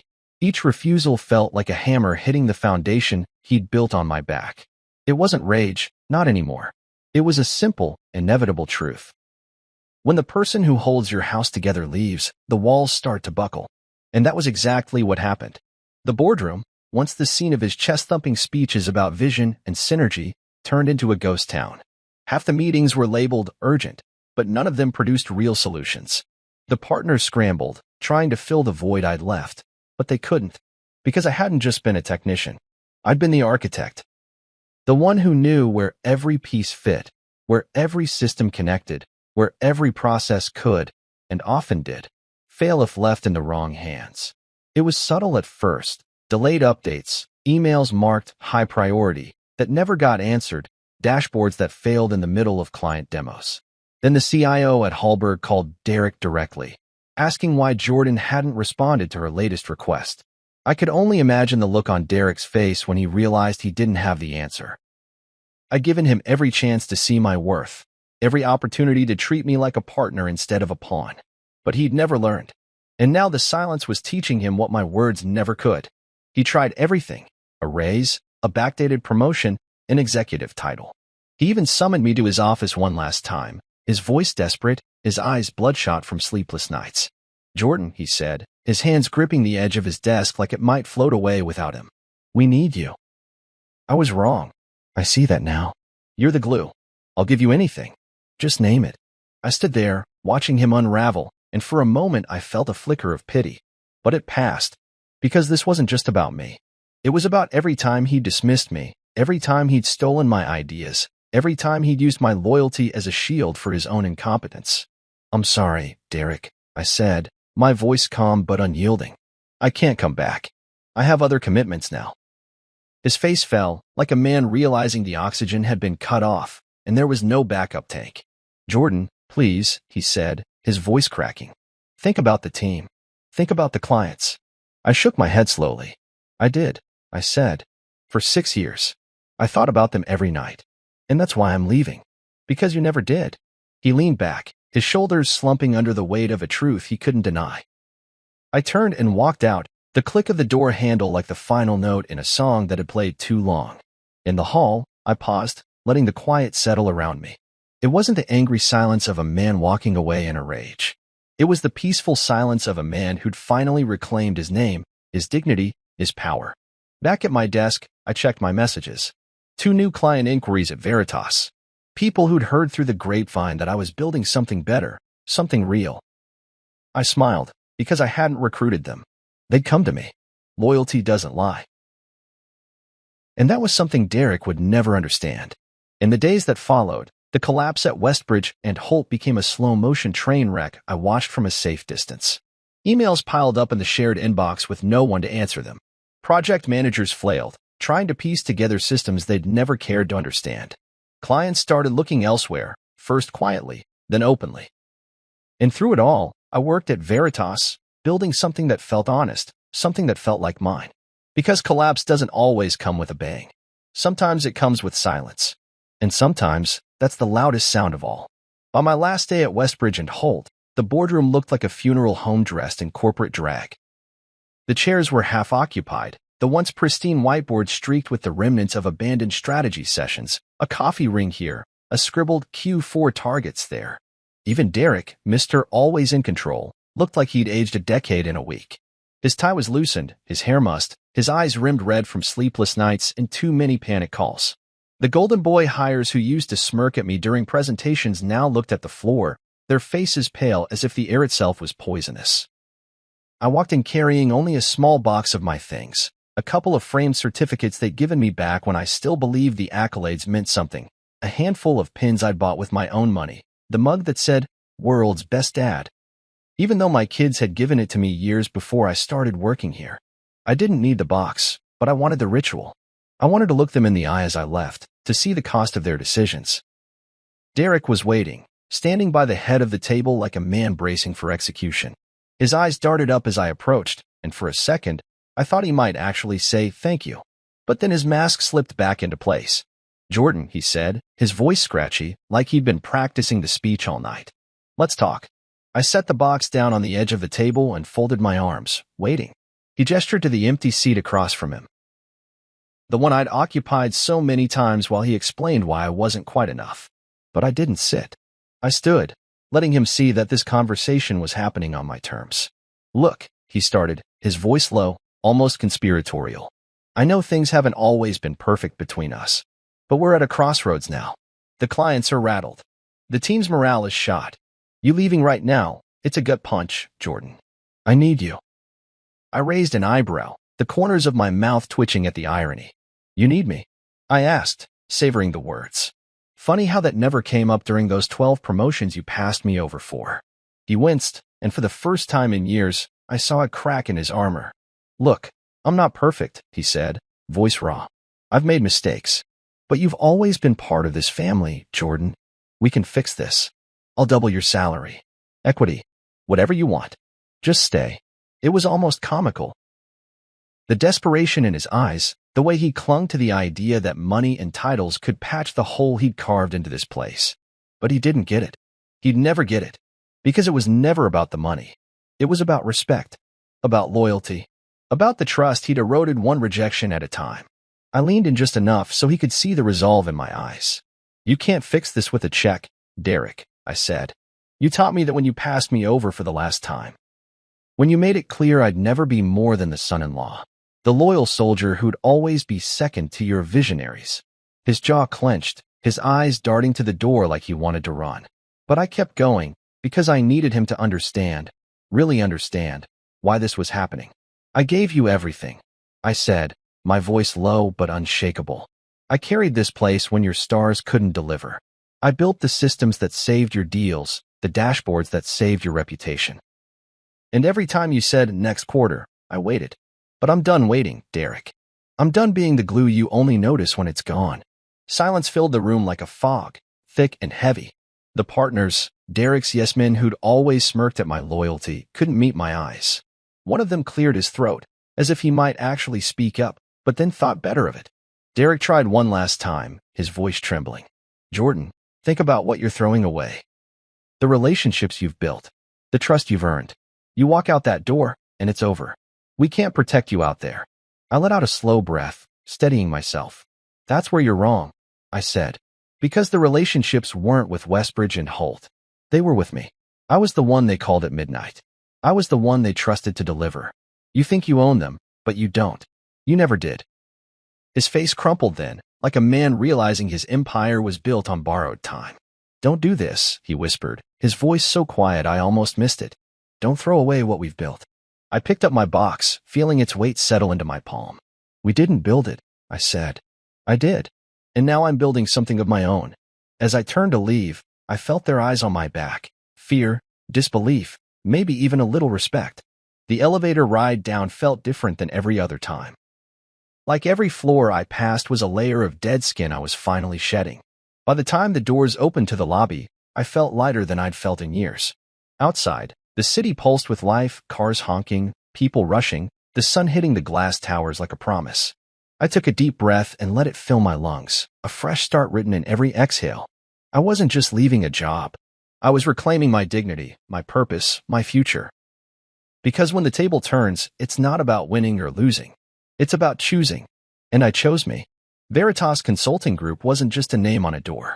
It was everything I'd learned from years of being overlooked, from every next quarter Derek had dangled in front of me, from every system I built that no one else could manage. It was the embodiment of all the lessons they'd taught me without meaning to. That loyalty is a currency they'd spent too freely. That talent is a resource they'd abused without ever nurturing. At Veritas, I wasn't building an empire. I was building a sanctuary, a place where people were more than disposable cogs in a machine. We started small, just me in a one-room office with a second-hand desk and a whiteboard that had seen better days. But there was a fire in me that no windowless office could dampen. I poured everything I had into those early days. Designing pitch decks, rewriting code for the platforms I'd once rescued under Derek's name, sketching business plans on scraps of paper that cluttered my desk like autumn leaves. Every late night at Westbridge had taught me something: how to lead, how to build, how to inspire. Now, I was applying all of it, but on my terms. Clients came, slowly at first, then with a momentum that felt almost inevitable. Not because I stole them. No, I refused to make the same cheap moves Derek would have. But because they called me. The CIO at Clearstone reached out within weeks, telling me they'd decided to take their analytics project to Veritas exclusively. "We just don't trust the team at Westbridge anymore," she'd said, her voice apologetic but firm. And that was the difference. Trust. Not titles or logos. Trust. The foundation Derek had never truly built. Hallberg followed next, citing ongoing system failures that Westbridge just couldn't fix. I'd known those systems inside out, but I'd always made sure to document them with integrity. I didn't sabotage anything. I didn't have to. The rot at Westbridge had been there all along. Years of shortcuts, half-finished solutions, and people like me propping up their reputation. Now, the truth was catching up with them, and I was the only one with the blueprint to make it right. Veritas didn't just grow, it thrived. I hired Khalid, a senior strategist Derek had once called too green to handle complex projects. I remembered Khalid's sharp mind and steady focus, the way he'd taken notes like every word mattered. He became my right hand at Veritas, no ego, just talent. Naomi, the UX designer who'd been sidelined for too long at Westbridge, was next. I'd watched her transform dull interfaces into intuitive experiences no one else appreciated. At Veritas, she was more than a pair of hands. She was a creative force who made our project shine. I gave them titles that meant something, roles that matched their abilities, and space to grow without fear of someone else taking the credit. We built processes that valued people. Weekly stand-ups where everyone had a voice, not just the loudest one. Reviews that focused on learning, not blame. Systems that actually worked because we designed them to fit the client's needs, not Derek's need for a fancy brochure. Every day felt like progress. Every day felt like the opposite of Westbridge. It wasn't just about making money. It was about building something honest, something real. 6 months in, we closed our first six-figure retainer. Clearstone signed an exclusive deal with us that made headlines in the industry press. The email came through at midnight, the subject line reading simply, "It's official." I sat in my office with the lights off, the city lights spilling through the blinds, and let the moment sink in. It wasn't luck. It wasn't revenge. It was respect. Respect I'd earned. Respect they'd given freely because they knew I'd always show up for them. I thought about every time Derek had told me I wasn't ready, every time he'd said, "Maybe next quarter," and I smiled. Because I'd built something he couldn't even see coming. Hallberg soon followed. They'd grown tired of Westbridge's delays, of the half-hearted solutions they'd been sold. They wanted real results. They wanted Veritas.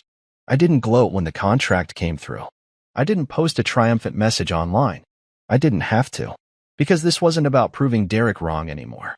This was about proving myself right.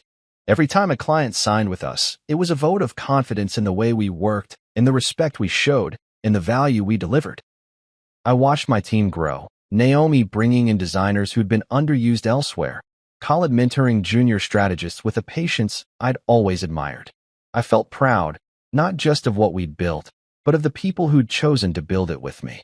I remembered how it felt to be overlooked, and I vowed that no one at Veritas would ever feel that way. No one would ever wonder if they mattered. No one would ever have to wait for next quarter to be recognized. We were agile, we were hungry, and we were accountable. Every late night felt different now, lighter, even joyous. We were building something honest, and it showed in the way clients responded, in the way our team showed up, in the way every new contract felt like a small revolution against the old way of doing things. I didn't just want Veritas to succeed. I wanted it to redefine what success looked like. For me, for my team, for every client who'd ever been let down by people like Derek. Sitting in my office late one night, I thought about the journey from Westbridge and Holt to here. The lessons, the betrayals, the silences that had taught me to trust my own instincts. I realized then that I'd never have to ask for permission again. I'd never have to wait for someone else to see my worth.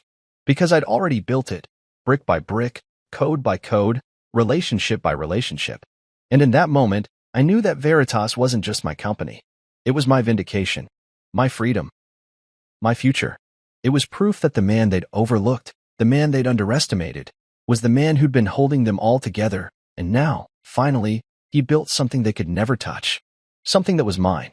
1 year to the day after I'd left Westbridge and Holt, I was sitting in my new office at Veritas, real wood paneling on the walls, soft ambient lighting, the faint scent of good coffee in the air. It was late, but I didn't mind the hours anymore. At Veritas, every hour felt like an investment, not a sacrifice. The hum of the city below filtered through the window, a steady reminder of the life I'd built on my own terms. That's when the call came. My phone lit up with Derek's name, the same man who'd passed me over 12 times, the man who'd taught me the price of loyalty and corporate currency. For a moment, I just stared at the screen, letting the name sink in. I thought of all the times he'd brushed me aside, all the times he'd smiled that CEO smile and promised next quarter. I thought of every late night, every system I'd saved, every client I'd kept from walking out the door because of his mismanagement.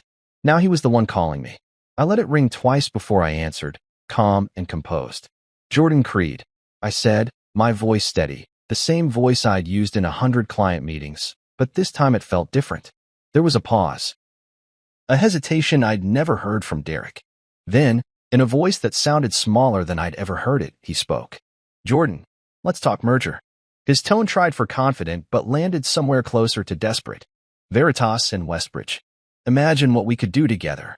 I leaned back in my chair, the leather cool against my skin, and let the silence stretch.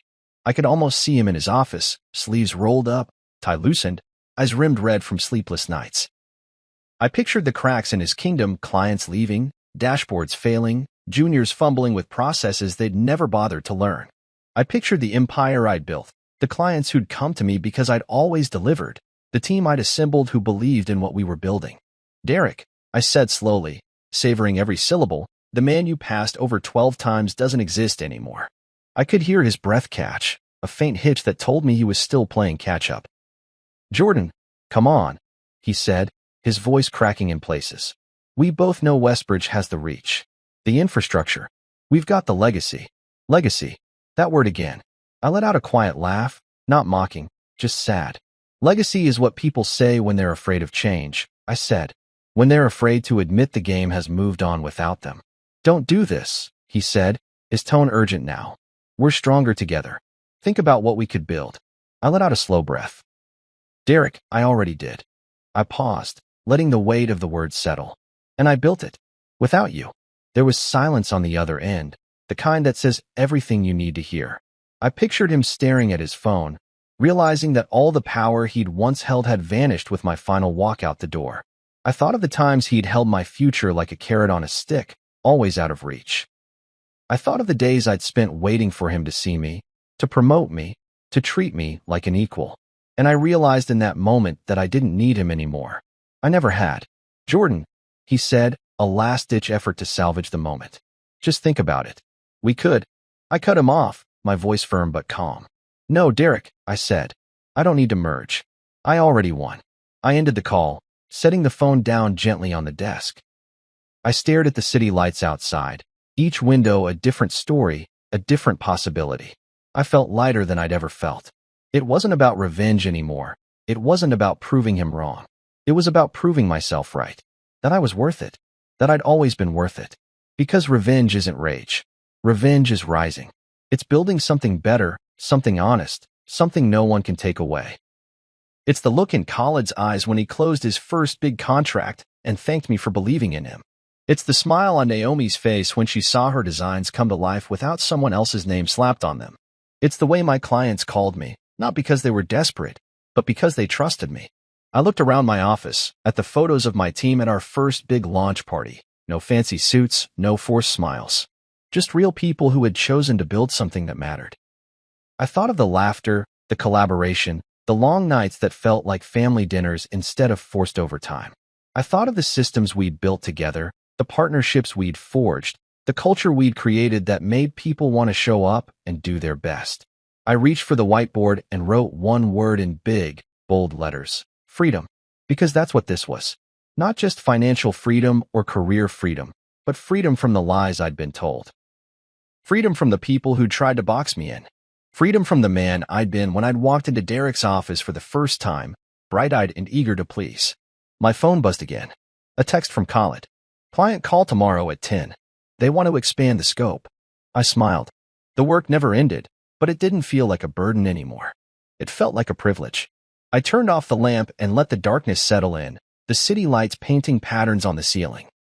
I thought about that first day I'd stepped into Westbridge and Holt, full of hope and ambition, and I whispered a quiet thank you to the man I'd been, to the lessons I'd learned, to the people who'd made me stronger. Because the final call wasn't Derek's. It was mine, and I'd answered it. The moment I stepped onto the plane, I felt an odd sense of relief. Finally, a vacation, a well-earned break. Hawaii was supposed to be my reset button, my escape from work, schedules, and responsibility. I was just another passenger, an anonymous traveler heading toward paradise. At least, that's what I thought, until she sat down next to me. It started with a bang. Literally. The seat beside me slammed down hard enough to jostle my arm, followed by an overly perfumed presence shifting into place. I turned, already bracing myself for a half-hearted apology from some stranger in a hurry. But it wasn't a stranger. It was her. Susan. My ex-wife. The one woman I never thought I'd see again. And the one woman I certainly didn't want to. She didn't notice me at first. She was too busy fumbling with her oversized handbag, adjusting her designer sunglasses, and clicking her perfectly manicured nails against the seat's armrest. But the second she turned, her face lit up. Not with warmth, not with recognition, but with pure, unfiltered amusement. Oh, my God. She let out a dramatic gasp, lowering her glasses. Is that you, dropout dude? I clenched my jaw. Dropout dude. That's what she used to call me when we were younger. When things were good, before they weren't. She thought she was clever, reducing my entire existence to one phrase. It wasn't even accurate. I didn't drop out. I walked away. There's a difference. I nodded once. A curt, polite acknowledgement. Nothing more. But Susan? Susan wasn't one for subtlety. Wow, she continued, dragging out the word like she had all the time in the world. This is wild. I mean, what are the chances? It's been, what, years? She grinned, but there was no kindness in it. Just the same condescension I remembered too well. I almost didn't recognize you. You look so well the same. I turned back toward the window, already exhausted. The view outside was far more appealing. Endless sky, a horizon untouched by the past. But Susan wasn't done. So, she leaned in, lowering her voice as if she was about to uncover some great mystery. What are you doing here? You're not seriously going to Hawaii, are you? She let out a light, insincere laugh. Did you win a contest or something? I exhaled through my nose, willing myself to remain calm. A vacation, I said simply. Susan's eyebrows shot up. A vacation? You? She tilted her head. I thought you'd still be, working the odd jobs and all that. There it was. The jab. The little dig. She couldn't help herself. I didn't take the bait. Instead, I shrugged. I work hard. I take vacations. That's usually how it goes.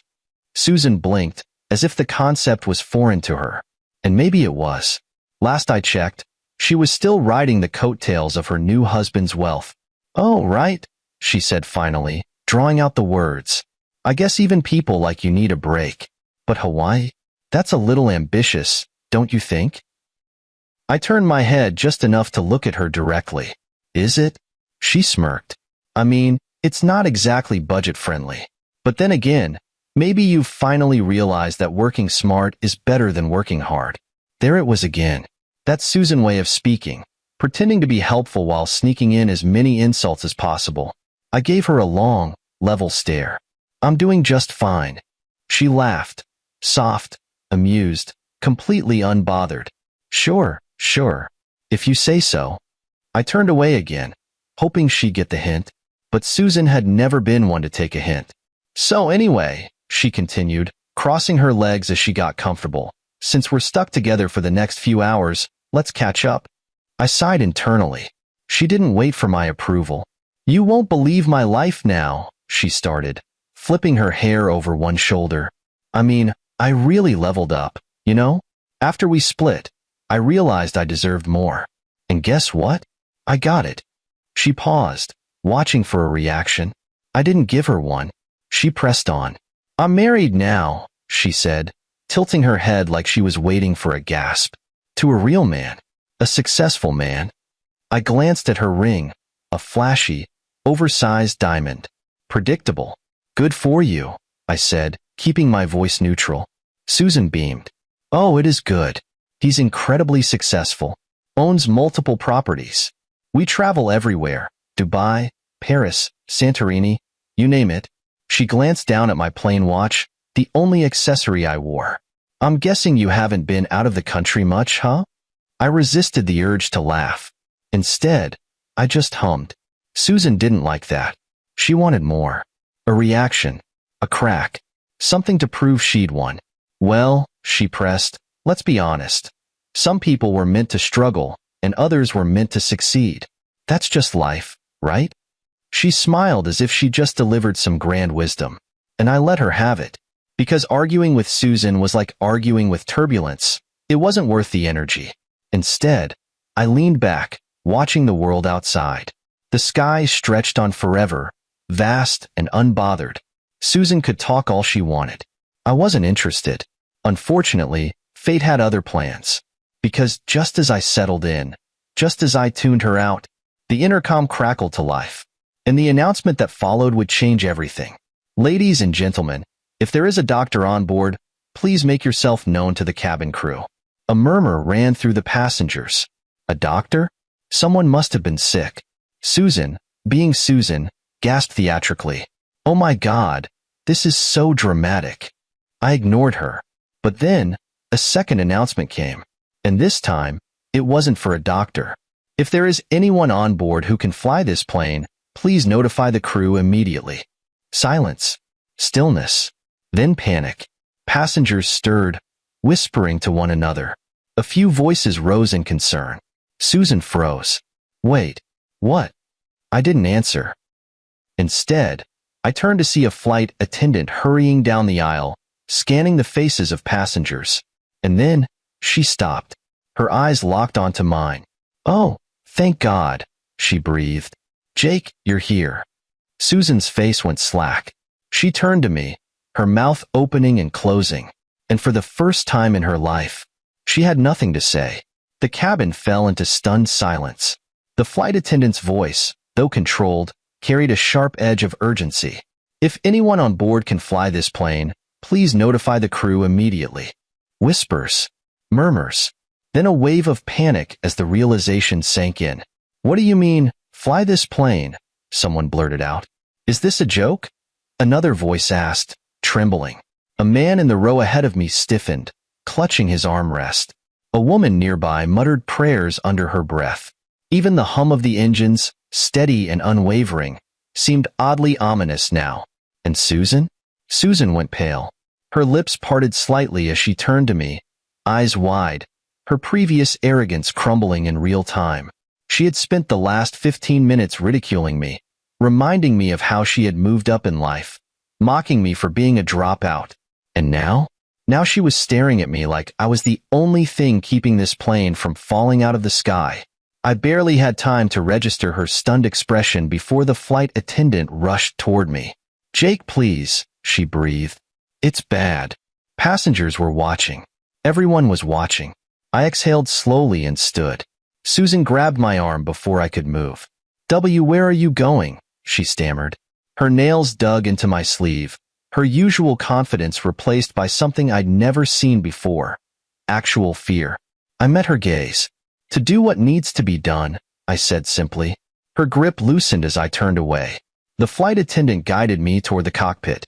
Behind me, I could hear Susan's shaky voice. He's lying. He can't be serious." No one paid her any attention. Because right now, it wasn't about her. It wasn't about our past, her insults, or the years she spent convincing herself she had married a real man. Right now, only one thing mattered. And that was getting this plane safely to the ground. Inside the cockpit, the situation was even worse than I had imagined. The captain and the co-pilot were slumped in their seats, their faces glistening with sweat. A doctor, one of the passengers, was kneeling beside them, checking their vitals. "They've been poisoned," he said grimly. "Food poisoning. It hit fast. They're too weak to do anything." I frowned. "Both of them?" The doctor nodded. "Yeah, it's bad. They're conscious, but just barely." The captain, his breathing shallow, turned his head slightly toward me. His eyes, though hazy, locked onto mine. "You a pilot?" he rasped. I gave a firm nod. His lips twitched in what might have been a weak attempt at relief. "Good," he murmured. "Plane's yours." That was all he could manage before slumping back against his seat, his strength completely drained. I didn't hesitate. I slid into the captain's seat, my hands moving instinctively across the controls. The weight of what I was about to do settled over me. Flying a plane wasn't the issue. I'd done it for years. But this? A mid-flight emergency. Hundreds of lives depending on me. And no backup. I let out a slow breath and adjusted my headset. "This is Jake, assuming command of the aircraft," I said into the radio. "Control, do you read me?" Static. Then, "Roger, Jake. We read you. What's your situation?" I gave a brief rundown. Incapacitated pilots, a doctor on board, and me, the only qualified person left to fly the plane. There was a pause before the voice on the other end spoke again, this time with a sharper, more serious tone. "Understood. We're diverting all resources to assist you in making a safe landing. Can you confirm your flight hours?" "Commercial pilot. Former Air Force," I replied. Another pause. Then, "Copy that, Jake. You're more than qualified." That was good news. Bad news? I had to do this alone. Back in the cabin, the passengers were fully aware that something was wrong. The whispers had turned into panicked conversations. People were looking toward the cockpit, toward the flight attendants, toward anything that might give them reassurance. And Susan? Susan was frozen in her seat. For the first time since she sat next to me, she wasn't speaking. She wasn't smirking. She wasn't sneering. She was staring at the cockpit door, her hands gripping the armrests so tightly that her knuckles had turned white. "Excuse me, miss," the flight attendant beside her said. Susan flinched. What?" The flight attendant gave a tight-lipped smile, one designed to be reassuring but failing completely. "I need you to fasten your seatbelt and remain calm. We have a very experienced pilot handling the situation." Susan blinked rapidly. "Jake," she whispered. The flight attendant nodded. "Yes." Susan let out a breath that almost sounded like a laugh, but there was no amusement in it. She had spent years convincing herself that I was a failure, that I was beneath her, that leaving me was the best decision she had ever made. And yet, here we were. Her new life, her rich husband, her designer clothes, none of it mattered in this moment, because at 30,000 feet, money meant nothing, and I was the only thing standing between her and the ground. She swallowed hard, her voice barely above a whisper. "He's really going to land the plane?" The flight attendant nodded again. "Yes." Susan slowly turned her gaze back toward the cockpit door, and for the first time in her life, she looked small, powerless, like someone who just realized the universe had a sense of humor after all. In the cockpit, I tightened my grip on the controls as air traffic control fed me instructions.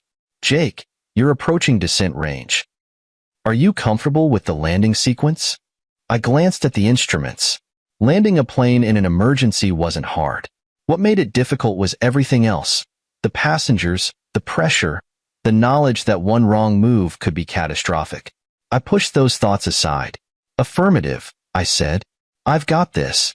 Another voice came through the radio, likely a supervisor stepping in. Copy that, Jake. We're clearing the runway for you now. Just keep it steady. I nodded to myself. Steady. That's all I needed to be. Behind me, the doctor was still tending to the captain and co-pilot. The flight attendants were securing the cabin. And Susan? Susan was somewhere behind that door, finally realizing that fate had handed her a poetic slap in the face. I adjusted my grip and focused on the descent. I didn't know what would happen after we landed.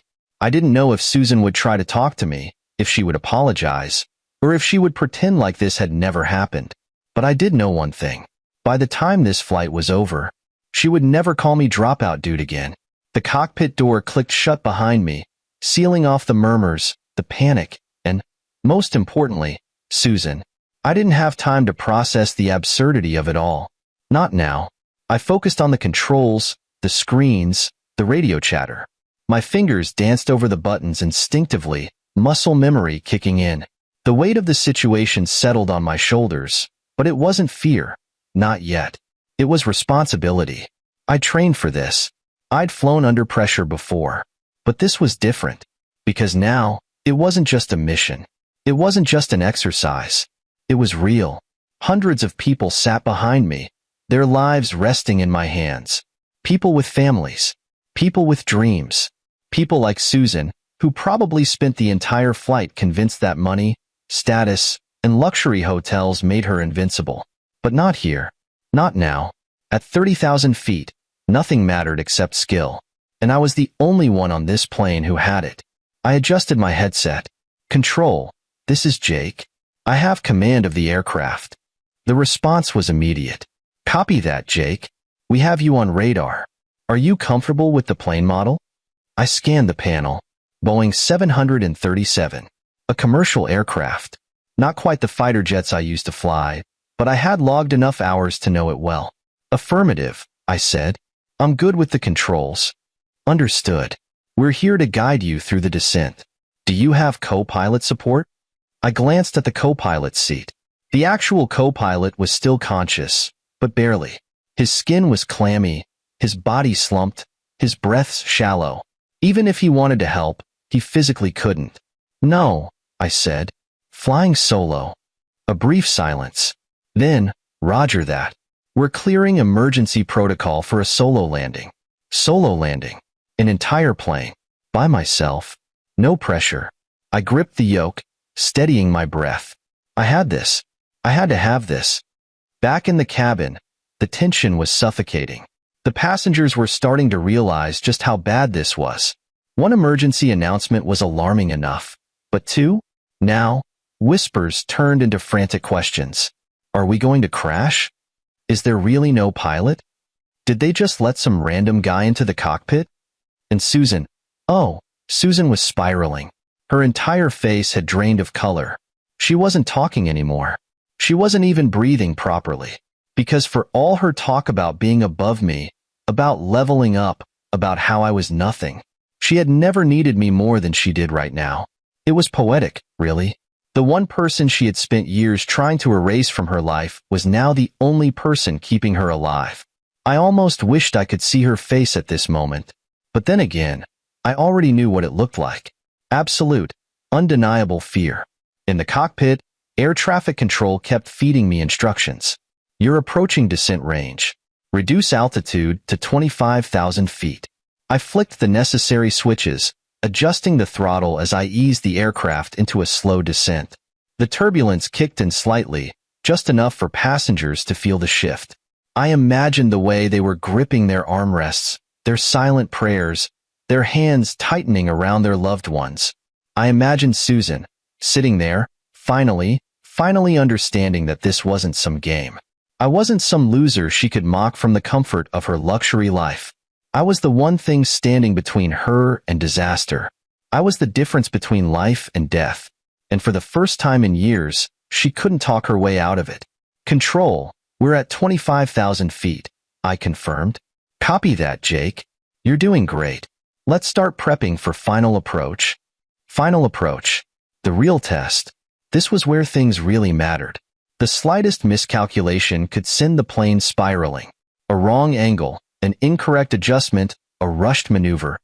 Any of it could turn this from a near miss to a tragedy. I took a steadying breath. I could almost hear my father's voice in my head. The past is the past. Focus on the moment. Right. The moment. I focused on the instruments, watching the numbers, feeling the plane's response, letting instinct guide me. This was what I was born for. Control. I'm beginning descent to 10,000 feet. Back in the cabin, Susan finally spoke. And it wasn't to mock me. It wasn't to throw another insult. It was a whisper. A terrified, fragile whisper. He's really flying the plane? The flight attendant beside her nodded. Yes. He's an experienced pilot. Susan swallowed. But I thought She couldn't even finish the sentence. Because deep down, she knew the truth. I wasn't the failure she had always convinced herself I was. I wasn't the dropout, the loser, the nobody. I was the reason she was still breathing. And there was nothing she could do to change that. Jake, you're at 10,000 feet, Control announced. Speed looks good. Wind resistance is light. You're on track. I tightened my grip on the controls. This was it. A few minutes from now, I would either be the guy who saved an entire plane, or the guy who didn't. No room for failure. No room for second-guessing. I was locked in. Control. Confirm landing strip status. Runway is clear, Jake. You're good to go. Deep breath. Here we go. I made the final adjustments, the runway coming into sight. Flaps down. Speed check. Landing gear engaged. The plane responded to every command. Control gave me clearance. And then, we touched down. Smooth. Steady. A perfect landing. The moment the wheels hit the ground, a ripple of relief spread through the passengers. Some cheered. Some cried. Some just sat there, completely overwhelmed. And Susan? She didn't cheer. She didn't cry. She just stared straight ahead, silent. For once in her life, she had nothing to say. I stepped out of the cockpit, catching my first glimpse of the cabin. All eyes turned to me. People who had no idea who I was just minutes ago now looked at me like I was a goddamn miracle. The flight attendants clapped. Some of the passengers applauded. And Susan? She just sat there. Her mouth opened slightly like she wanted to say something. Maybe an apology, maybe an excuse, maybe some last-ditch attempt to salvage her pride. But she didn't. Because what could she possibly say? I had just done something her rich husband could never do. I had just saved her life. And now, I was walking away. The moment the wheels touched the ground, I felt the tension in my chest finally ease. I had done it. The plane was safe. The passengers were alive. But I wasn't celebrating, not yet. Even though my hands were steady on the controls, even though my breathing remained measured, the weight of what I had just done sat heavy on my shoulders. This wasn't just a routine flight. This wasn't just another landing. This was life or death, and I had been the one standing between the two. And yet, as I slowly taxied the plane to the designated area, my mind wasn't on myself. It wasn't even on the applause or the hushed whispers of relief from the cabin behind me. It was on one person, Susan. I hadn't seen her face yet, but I didn't need to. I knew what she looked like right now. The moment the reality sank in, that her ex-husband, the so-called dropout dude she had mocked relentlessly, had just saved her life. Her entire worldview must have shattered. And that was more satisfying than any applause could ever be. The moment the plane came to a full stop, the flight attendants wasted no time securing the situation. One of them, a woman in her early 40s, turned to me with wide eyes. "You just saved over 200 lives," she whispered, shaking her head as if she couldn't believe it. I gave a small nod. "That's the job." She let out a breathless laugh. "Not your job. Not today. You weren't even supposed to be here." That was true. This wasn't supposed to happen. I was just another passenger. Another nameless traveler on a flight to Hawaii. And yet, here I was. I looked at the two pilots, both still weak, both being helped by the onboard doctor. One of them gave me a small, exhausted thumbs up. I returned it before standing up. And that's when I turned to face the cabin. The moment I stepped through the cockpit door, I could feel the weight of their eyes.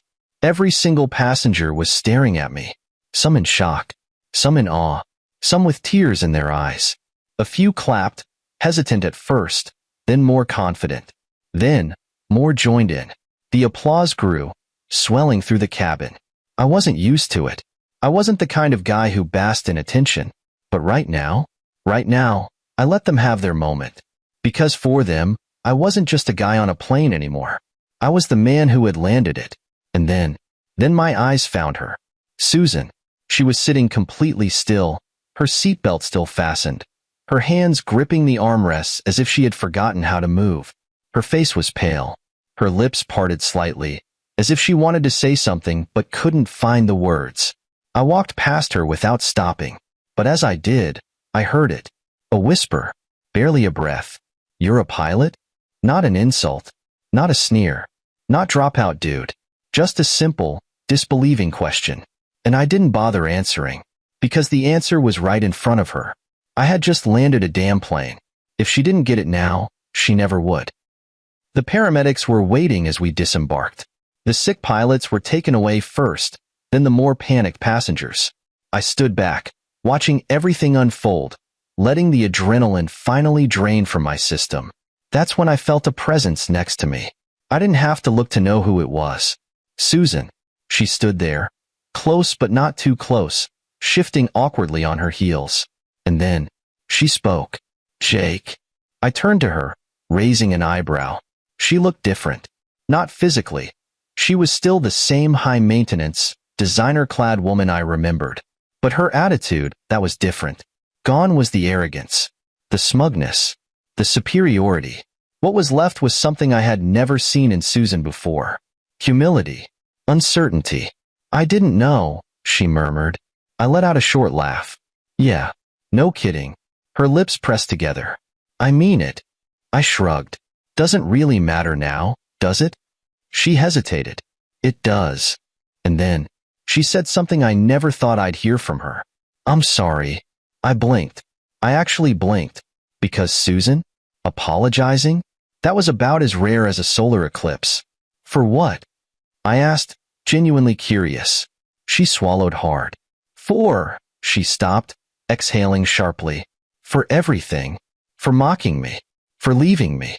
For thinking I was a failure." She didn't say it outright, but I didn't need her to. I just looked at her for a long moment before shaking my head. "We're not the same people anymore, Susan." Her eyes flickered. "I know." Then, "Jake," she hesitated, biting her lip. "Can we?" She didn't finish the sentence. Because she didn't have to. I already knew where she was going with it. "Can we talk? Can we catch up? Can we fix this?" I sighed, shoving my hands into my pockets. "Susan." She perked up slightly. "I'm not mad at you." She blinked. "I don't hate you," I continued. "I don't even care anymore." She flinched at that last part. But it was the truth. I had moved on. She was the one still stuck in the past. She opened her mouth, then closed it again. And for once in her life, Susan had nothing left to say. I turned away from her, walking toward the airport exit. I wasn't sure if she was still watching me, but as I stepped outside, taking in the fresh Hawaiian air, I knew one thing. She had spent years thinking she had one. That leaving me had been her best decision. That she had upgraded.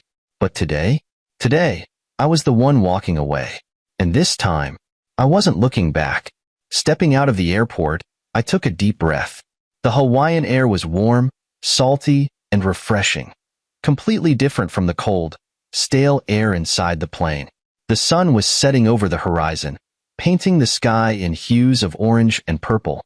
It should have felt like the perfect beginning to my vacation. But my mind was still replaying everything that had happened.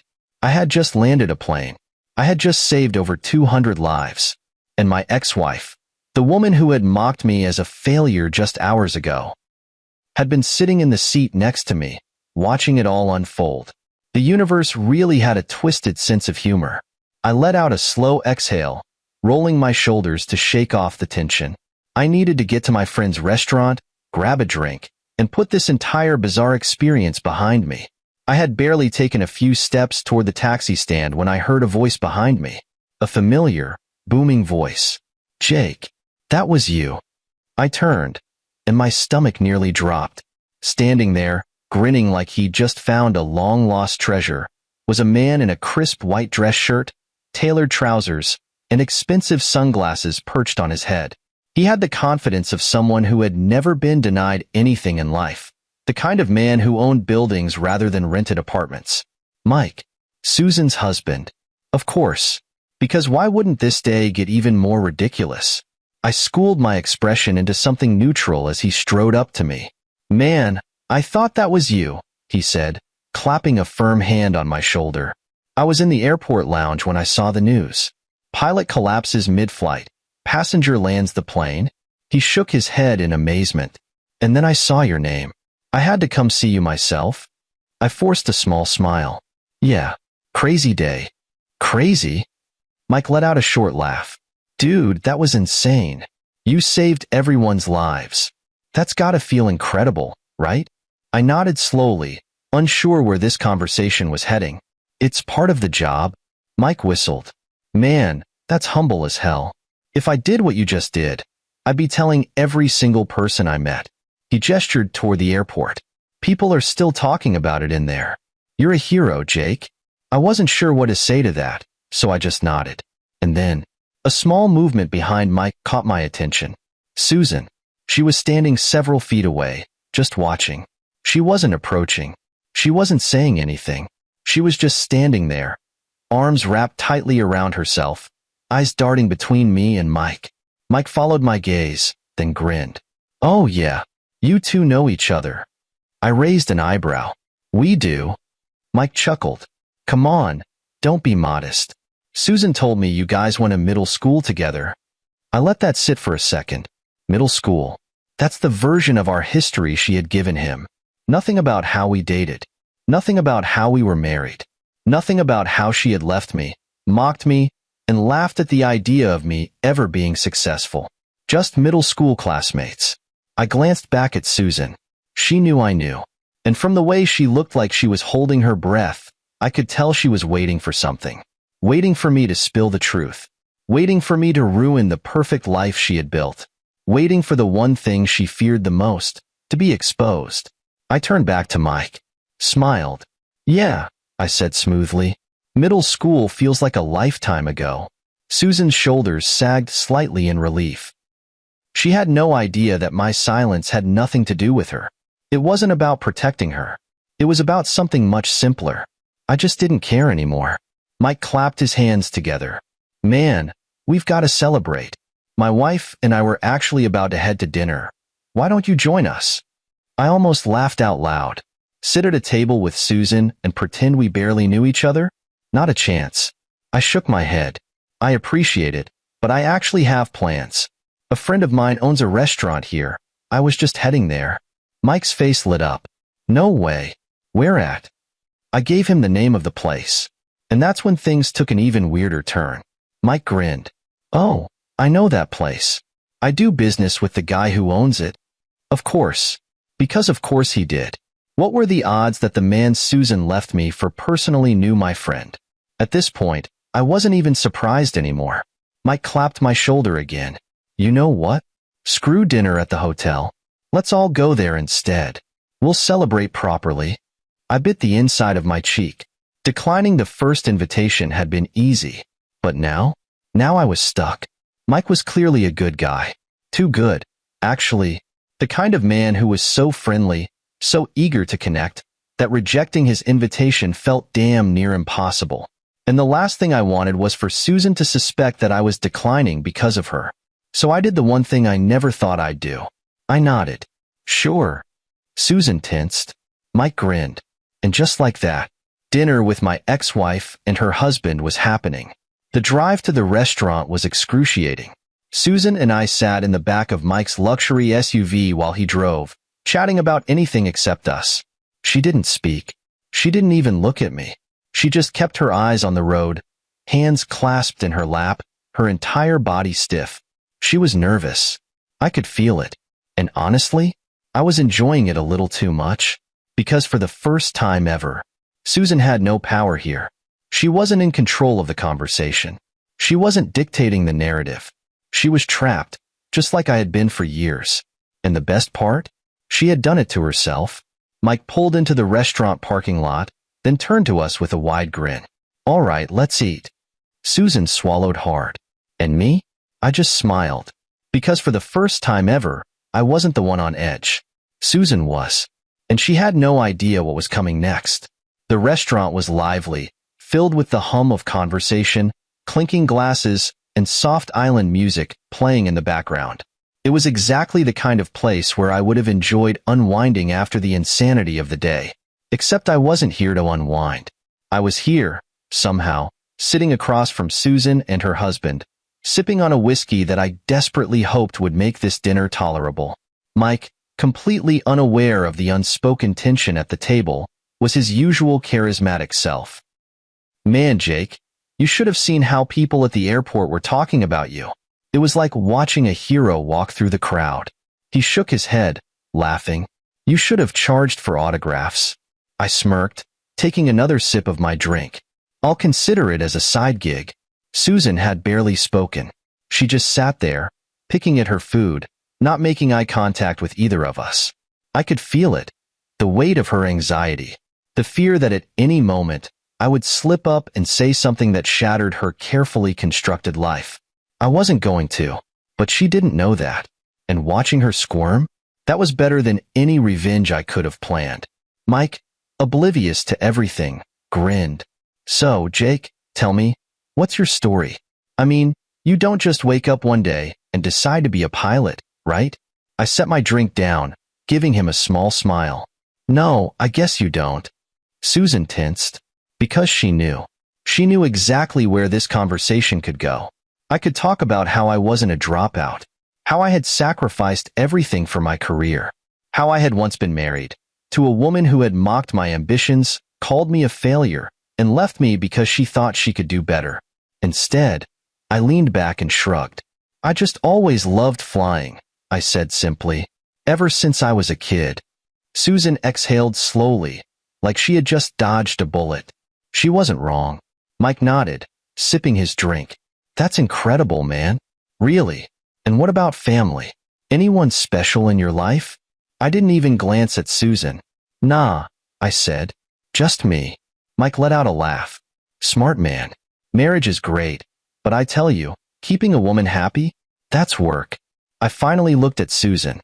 Her fingers gripped the edge of the table, knuckles white. She was terrified. Not because of what I had said, but because of what I could say. I smirked. Yeah, I murmured. I bet it is. The conversation drifted toward other topics: real estate, travel, investments. Susan barely spoke at all. She just sat there, shifting uncomfortably, forcing the occasional smile as Mike rambled on. It was fascinating, really. Watching her, I realized something. This wasn't the same Susan I had once known. The Susan I remembered was loud, confident, in control. This Susan? She was careful, timid, almost afraid. Of what? Of losing everything. Because she had built her entire life on a lie. And now? Now, she was sitting across from the one person who could expose it all. I wondered, was this how she felt when she left me? Powerful? Like she was holding all the cards? If so, I had to admit, it was a terrible feeling. Because the truth? She wasn't in control anymore. I was. And she knew it. Halfway through the meal, Mike excused himself to take a call. The second he was out of earshot, Susan finally spoke. What do you want? She whispered. I raised an eyebrow. Excuse me? Her voice was low, urgent. Do you want money? Is that it? I actually laughed. Money? I repeated, amused. What makes you think I need anything from you? Susan swallowed hard. Because I know you, Jake. I know you. I tilted my head, studying her. No, I said slowly. I don't think you do. She let out a shaky breath. Then why? Why are you here? Why did you say yes to dinner? I leaned in slightly. Because Mike invited me. She flinched. And you know what's funny, Susan? I continued. I could have said no. I could have walked away. But you were so scared I would expose you that I figured. Why not sit back and enjoy the show? Her face paled. I shook my head. You think I care enough to ruin your life? Please. I chuckled, leaning back again. You're not that important to me. She opened her mouth, then closed it. Because she knew. She wasn't important to me anymore. And that scared her more than anything. Mike returned a few minutes later, clapping his hands together. Sorry about that. Business never stops, huh? Susan barely reacted. I gave him a nod. No worries. Mike glanced at his wife. You okay, babe? You look a little pale. Susan forced a smile. I'm fine. I smirked. No, she wasn't. And she never would be again. As dinner wrapped up, we stepped outside, the warm Hawaiian breeze carrying the scent of the ocean. Mike shook my hand firmly. Man, I'm glad we ran into each other. We should stay in touch. I nodded. Sure. I wasn't lying. I had no problem staying in touch. After all, it wasn't me who had something to hide. It was Susan. Mike turned to his wife. You ready to go? Susan nodded quickly. Too quickly. She didn't even look at me as they left. And as I watched them walk away, I realized something. She was trapped. Not by me. Not by Mike. By herself. Because even if I never said a word, she would always be terrified that one day I might. And that was the best revenge of all. I watched as Susan and Mike walked away, her stiff posture betraying her tension. She never turned back, never looked at me again. Not once. And that was enough. I didn't need to expose her. I didn't need to ruin her. She was already doing that to herself. Because now, she would spend every waking moment wondering if and when her past would catch up with her. And I was the only one who knew the full story. I turned away and started down the street toward my hotel, the sound of waves crashing in the distance. The Hawaiian night was warm, the sky clear, the stars brighter than I'd seen in a long time. And for the first time in years, I felt weightless. Because for the first time in years, I wasn't carrying her anymore. I was free. The next morning, I woke up late, something I rarely did. But after the insanity of the last 24 hours, I figured I'd earned it. I stretched, feeling more relaxed than I had in months. No early flights to prepare for. No schedules to follow. No Susan breathing down my neck, trying to pick apart my life. I checked my phone. A couple of messages from my friend Bob, asking if I was still up for grabbing drinks that night. And one unexpected message from Mike. Hey man, great meeting you last night. If you're free, let's hit the golf course today. My treat. I stared at the screen for a moment. Mike wanted to hang out. With me. I could only imagine Susan's reaction when he told her that. I smirked, shaking my head. I wasn't about to spend my vacation playing golf with the guy who married my ex-wife, but it was fascinating to me how genuinely oblivious he was to everything. Part of me almost felt sorry for him. Almost. I sent back a polite decline, tossed my phone onto the nightstand, and got up. Today was going to be a good day. By noon, I was at the beach, lounging under an umbrella with a cold drink in hand. It was strange, being still. I was so used to moving. Piloting was all about momentum, precision, decision-making. I wasn't accustomed to just sitting somewhere and letting the world exist around me. And yet, I liked it. I liked the silence. I liked the peace. And more than anything, I liked knowing that no one controlled my life but me. Susan had spent years convincing herself that I was nothing without her. And yet, here I was, calm, content, successful, while she was the one suffocating under her own lies. I took a sip of my drink, letting the realization settle. This was what real winning felt like. Not revenge. Not proving a point. Just living well. And that was the one thing Susan would never be able to take from me. By late afternoon, I was walking through the streets of Honolulu, taking in the sights, when I saw something that made me stop in my tracks. A jewelry store. A very expensive one. And standing in front of it, talking to an associate outside, was Susan. She was alone. No Mike. No entourage. Just her. I debated walking away. I had no interest in another interaction with her. But then, as if sensing my presence, she turned. And the second her eyes landed on me, I saw it. Panic. Not anger. Not arrogance. Not even annoyance. Just pure, unfiltered panic. For a moment, neither of us moved. And then, she did something I never expected. She walked up to me. Her eyes darted around, making sure no one was listening. "What are you doing here?" she hissed under her breath. I raised an eyebrow. "I'm on vacation. In Hawaii. You know, the place you mocked me for affording?" Her jaw clenched. "That's not what I meant, and you know it." I smirked. "Then maybe you should ask better questions." She exhaled sharply. "Jake, listen. She stopped herself, pressing her lips together. "You're not going to tell Mike, are you?" I tilted my head. "Tell him what, exactly?" Susan swallowed hard. I let the silence stretch, because I wanted to see how much of her pride she was willing to swallow. "About us," she said finally, her voice barely above a whisper. "About the past." I watched her carefully. She looked tired, not just physically, but mentally. She had spent years crafting her perfect life, and now, she realized how fragile it actually was. How one conversation, one truth, could bring it all crumbling down. I could see it in her eyes. She wasn't afraid of losing Mike. She was afraid of losing what Mike gave her. The money, the status, the life she had convinced herself she deserved. And that was pathetic. I sighed, shaking my head. "Susan, I don't care." She blinked. What? I crossed my arms. "I don't care enough to say anything. I don't care enough to get involved. And honestly, I don't care about you." Her mouth opened slightly, as if she was about to argue. Then she shut it again. Because she knew. For the first time, she knew. She had spent so much time trying to tear me down, only to realize that she was the one who had built her life on shaky ground. She was the one trapped. She was the one who would never be free. Because even if I never said a word, she would always be looking over her shoulder. She would always be wondering. She would always be waiting for the truth to catch up to her. And that was better than any revenge I could have planned. I stepped back, giving her one last look. "Enjoy your life, Susan." Then, without another word, I walked away. And this time, I didn't look back.